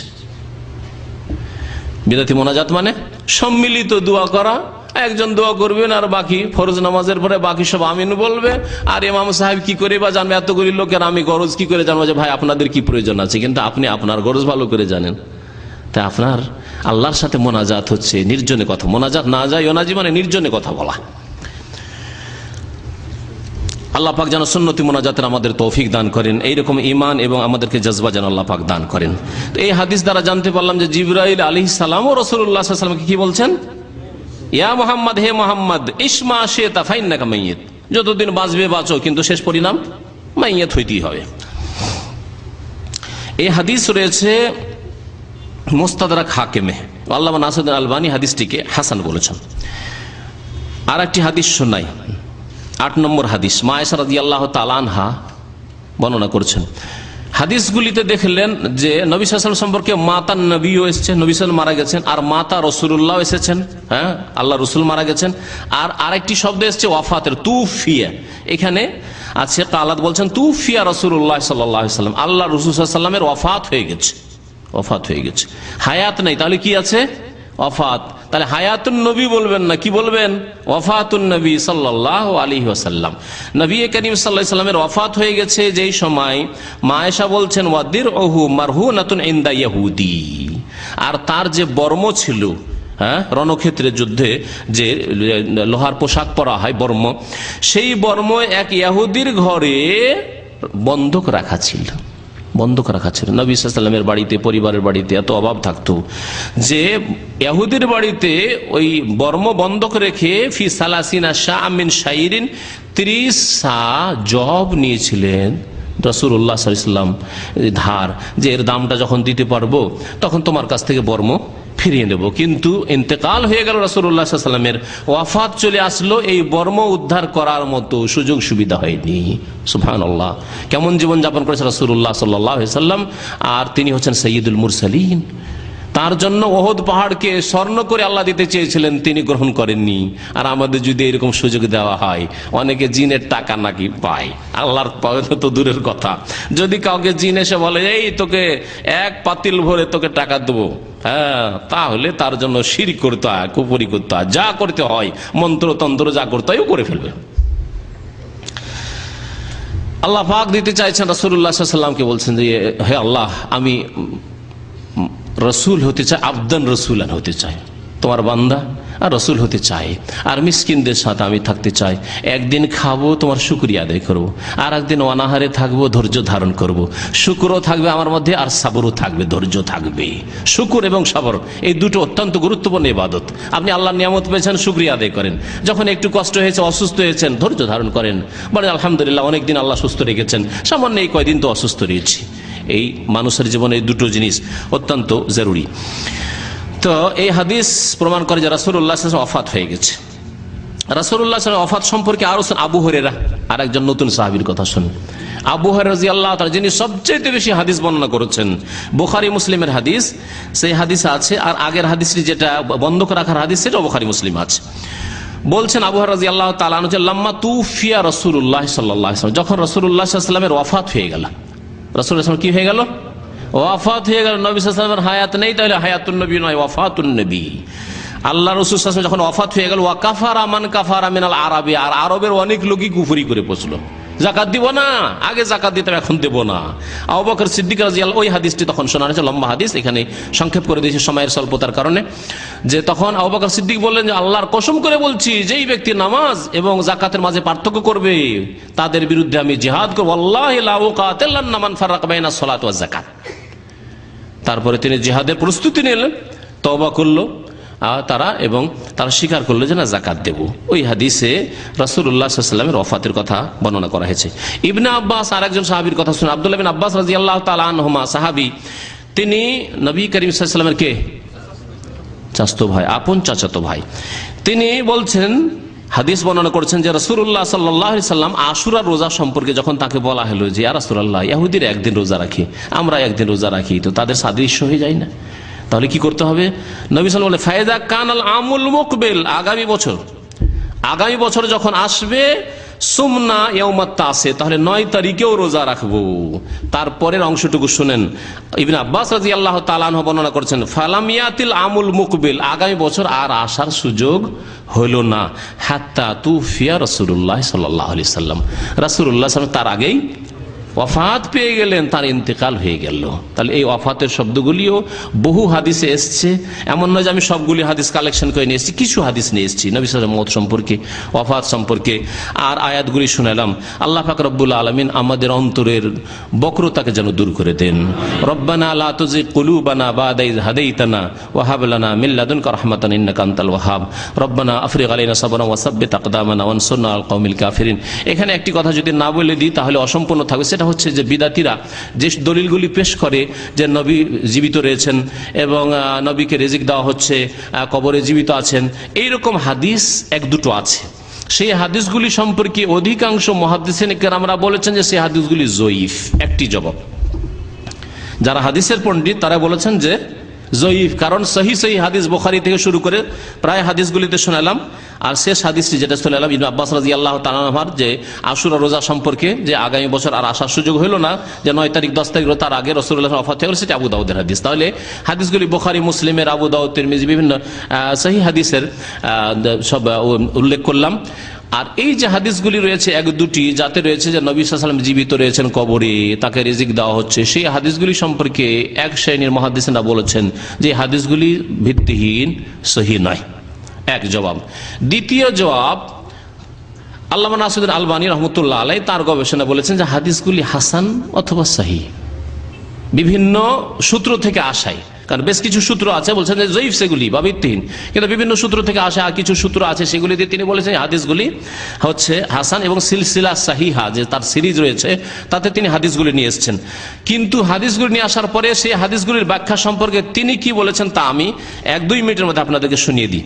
তিনি বলছেন যে আল আম্বিয়া সালাওয়াতুল্লাহি আলাইহিম আহিয়াউন ফি কুবুরিহিম ইউসাল্লুন, একটি হাদিস, নবীগণ নবীগণ, সমস্ত নবীগণ সম্পর্কে।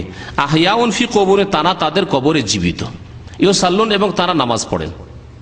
এই হাদিস বলছেন হাদিস সহি। তারপরে বলছেন ওয়া আলাম, জেনে রাখো, আন্নাল হায়াত আল্লাতি আসবাতা হাযাল হাদিস, যে হায়াত, এই হাদিস প্রমাণ করে যে নবীরা হায়াতে আছেন। লিল আম্বিয়া আলাইহিমুস সালাতু ওয়াস সালাম ইন্নামা হিয়া হায়াতুন বারযাখিয়া, সেটা হচ্ছে কোন হায়াত? বারযাখি হায়াত। বারযাখি জীবন মানে পরলৌকিক জীবন, পরলৌকিক জীবন। লাইসাত মিন হায়াতিদ দুনিয়া ফি শাই, দুনিয়াবি জীবনের কোনটাই নয়। মনে করবেন যে না, দুনিয়াবি জীবনের মতো তার সামনে স্ত্রীদেরকে পেশ করা হচ্ছে, এবং যেমন বিদাতিরা বলে থাকে যে তার স্ত্রী মিলন হচ্ছে, তারপরে খাওয়া দাওয়া হচ্ছে, খাওয়া দাওয়া হলে তাহলে পেশাব পায়খানা হচ্ছে ইত্যাদি। না, এসব কিছুই নাই। দুনিয়ার খাবারে যেসব হয়ে থাকে আর সেসবের কিছু নাই। ওয়ালিযালিকা, সুতরাং ওয়াজাবাল ঈমানু বিহা দুনা যারবিল আমসালিল্লাহা, এর প্রতি আমরা ঈমান রাখবো যে নবী সাল্লাল্লাহু আলাইহি ওয়াসাল্লাম ইন্তেকাল হয়ে গেছে দুনিয়ার হায়াত থেকে, তাহলে কি হয়ে গেছে? ইন্তেকাল হয়ে গেছে, আর বারযাখি জীবনে তার হায়াত আছে। শুধু তার হায়াত না, আল্লাহ পাক কোরআনে কারিমে বলেছেন শহীদদের হায়াতের কথা, ওয়ালা তাকুল লিমান ইউকতালু ফি সাবিলিল্লাহ আমওয়াত বাল আহইয়া, যারা আল্লাহর রাস্তায় নিহত হয়েছেন, শহীদ হয়েছেন, তাদেরকে তোমরা কি বলিও না? মৃত বলিও না। মানে তোমাদের মতো মৃত নাই, বরং তারা কি রয়েছেন? হ্যাঁ, আহিয়া, জীবিত রয়েছেন। তাহলে আল্লাহ পাক হায়াত তাদের প্রমাণ করলেন কোরআনে কারিমে। আর আল্লাহ পাক আর মৃত বলছেন প্রত্যেকে মারা যাবে। তো দ্বন্দ্ব আছে কোরআনে কারিমে নাকি? তাহলে দ্বন্দ্ব নেই। যেখানে বলা হয়েছে কুল্লু নাফসিন যায়কাতুল মাউত, প্রত্যেক নাফস, তার মধ্যে শহীদরাও মারা গেছে, দুনিয়ার হায়াত শেষ হয়ে গেছে। পরকালের জীবন রয়েছে, বারযাখি জীবন শহীদগণের রয়েছে। আর রাসূলুল্লাহ সাল্লাল্লাহু আলাইহি ওয়াসাল্লাম সবচাইতে শ্রেষ্ঠ শহীদ। মনে রাখবেন, রাসূলুল্লাহ সাল্লাল্লাহু আলাইহি ওয়াসাল্লাম সবচাইতে উত্তম শহীদ। তারও হায়াত রয়েছে, কিন্তু বারযাখি হায়াত রয়েছে। আম্বিয়ায়ে কেরামদের বারযাখি হায়াত রয়েছে, দুনিয়াবি হায়াত নাই। এটা আমরা বিশ্বাস করব, কিন্তু এর দৃষ্টান্ত পেশ করব না আমাদের মতো, কার মতো, দুনিয়ার মতো। দুনা যারবিল আমসালিল্লাহা ওয়া মুহাওয়ালাত তাকিফিহা, তার ধরন সম্পর্কে আমরা কোন রকমের যেটা প্রয়াস, চেষ্টা করব না আমরা। ওয়া তাশবিহা, আর তার সাদৃশ্যতাও পোষণ করব না। বিমা হুয়াল মারুফ ইনদানা ফি হায়াতিদ দুনিয়া, দুনিয়াবি জীবনে যেমন মানুষ বেঁচে থাকে ওই রকমই দুনিয়ায় মানুষ কাছাকাছি কথা বললে শুনে, সুতরাং নবী সাল্লাল্লাহু আলাইহি ওয়াসাল্লাম সবকিছুই শোনেন। দুনিয়া তো কিছু উপকার করতে পারে যেটা আমার ক্ষমতা আপনার ক্ষমতা আছে, এইরকম উপকার নবী সাল্লাল্লাহু আলাইহি ওয়াসাল্লাম করতে পারেন। এই সব সাদৃশ্যতা আমরা পেশ করব না। তারপরে তিনি বলছেন যে কিছু লোকেরা, বিদাতি লোকেরা বলেছে যে আন্না হায়াতাহু সাল্লাল্লাহু আলাইহি ওয়াসাল্লাম ফি কবরি হায়াতুন হাকিকিয়া, নবী সাল্লাল্লাহু আলাইহি ওয়াসাল্লামের কবরের জীবন হচ্ছে হাকিকি জীবন, মানে এইরকমই দুনিয়ার জীবনের মতো। ইয়াকুল ওয়া ইয়াশরাবু ইয়াজামুন, তিনি পানাহারও করছেন আর তিনি স্ত্রী সহবাসও করছেন। মারাকিল ফালাহ বলে একটি বিদাতি কিতাব রয়েছে, সেই কিতাবে সব উল্লেখ করা হয়েছে। বলছেন যে এটা ঠিক নয়, বরং ওয়া ইন্নামা হিয়া হায়াতুন বারযাখিয়া, এটা হচ্ছে পরলৌকিক জীবন, হায়াত। লা ইয়ালামু হাকিকাতাহা ইল্লাল্লাহু সুবহানাহু ওয়া তাআলা, একমাত্র তার হাকিকত, তার যেটাকে বলা হয় আসল বিষয় তত্ত্ব, হাকিকত মানে হচ্ছে তত্ত্ব বা মর্ম কথা, তত্ত্ব সম্পর্কে একমাত্র কে জানেন? আল্লাহ এর হাকিকত ভালো জানেন। এই জন্য আল্লাহ পাক বলেছে, ওই আয়াত আবার ফিরিয়ে দিচ্ছি আপনাদের সামনে, সূরা বাকারার, ওয়ালা তাকুলু লিমান ইউকতালু ফি সাবিলিল আমওয়াত বাল আহইয়াউন ওয়ালাকিন লা তাশউরুন, তবে তোমাদের অনুভূতি নেই, চেতনা নেই, তোমরা বুঝতে পারবে না। তাহলে এই পরকালের যে জীবন আছে, এই পরকালের জীবন তোমরা উপলব্ধি করতে পারবে না। সেই জীবন ভিন্ন জীবন রয়েছে, শহীদদের জীবন, আম্বিয়াগণের জীবন, কিন্তু জীবন আছে, রুহের জীবন আছে। সেই জীবনটা আল্লাহ পাক ভালো জানেন কেমন আছে, এবং তাদের সালাতের ধারণ, বারযাখি জীবনে নামাজের ধারণ বা সালাতের জীবন ইউসাল্লুন কেমন আল্লাহ পাক ভালো জানেন। সেই সম্পর্কে যদি সহি মেনে নি তাতেও কোনো অসুবিধা নেই, কিন্তু বলে বারযাখি হায়াত রয়েছে আর দুনিয়া থেকে তাদের মওত হয়ে গেছে। সুতরাং যখন মওত হয়ে গেছে, তাহলে আমরা তাদের কাছে চাইবো না, আশা করব না যে তাদের কাছে গিয়ে কোনো কিছু বললে, কোনো পেরেশানির কথা বললে তারা শুনবেন, অবগত হবেন এবং হাজির হয়ে যাবেন ইত্যাদি। যেমন এইসব বিদাতি ধারণা আছে যে একজন লোক ক্ষুধার্ত অবস্থায় নবী সাল্লাল্লাহু আলাইহি ওয়াসাল্লাম কবর কাছে আসলো, আসার বলল যে ইয়া রাসূলুল্লাহ, অত্যন্ত খিদে লেগেছে, কয়েকদিন থেকে খেতে পাইনি, আর আজকে আপনার মেহমান হয়েছি। তখন তারপরে এসে ঘুমিয়ে পড়লো মসজিদে নবীতে। আর কিছুক্ষণের মধ্যে স্বপ্ন যোগে নবী সাল্লাল্লাহু আলাইহি ওয়াসাল্লাম চলে আসলেন আর একটি রুটি নিয়ে, আর রুটি খেতে শুরু করলো। অর্ধেক খাওয়া হয়েছে আর জেগে পড়েছে, আর বাকি অর্ধেক রুটি হাতে ধরা আছে। শুনেছেন না শুনেননি কিচ্ছা? শুনেছি, ফাজাইল আমল থেকে শুনিয়েছি আপনাদেরকে। এইসব ভণ্ডামি কথা। এসব হচ্ছে ভণ্ডামি কথা। নবী করিম সাল্লাল্লাহু আলাইহি ওয়াসাল্লামের বা আম্বিয়া কেরামের হায়াত থাকলেও পরকালের হায়াত রয়েছে, সুতরাং ওয়ালাকিল্লাহ তাশউরুন, সেই সম্পর্কে তোমাদের উপলব্ধি নেই। আল্লাহ পাক যেন হককে বুঝার এবং তার প্রতি আমল করার তৌফিক দান করেন, সত্যের প্রতি বিশ্বাস করার তৌফিক দান করেন। আল্লাহ পাক রব্বুল আলামিন আমাদের অন্তরকে যেন সোজা করে দেন কোরআন এবং হাদিস মেনে চলার জন্য, সাহাবায়ে কেরামের তরিকায় আমাদের জীবন যাপন করার জন্য তৌফিক দান করেন, সাহাবায়ে কেরামদের মতো আমাদের ঈমান নিয়ে আসার জন্য তৌফিক দান করেন। সুবহান রাব্বিকা রাব্বিল ইজ্জাতি আম্মা ইয়াসিফুন ওয়া সালামুন আলাল মুরসালিন ওয়ালহামদুলিল্লাহি রাব্বিল আলামিন।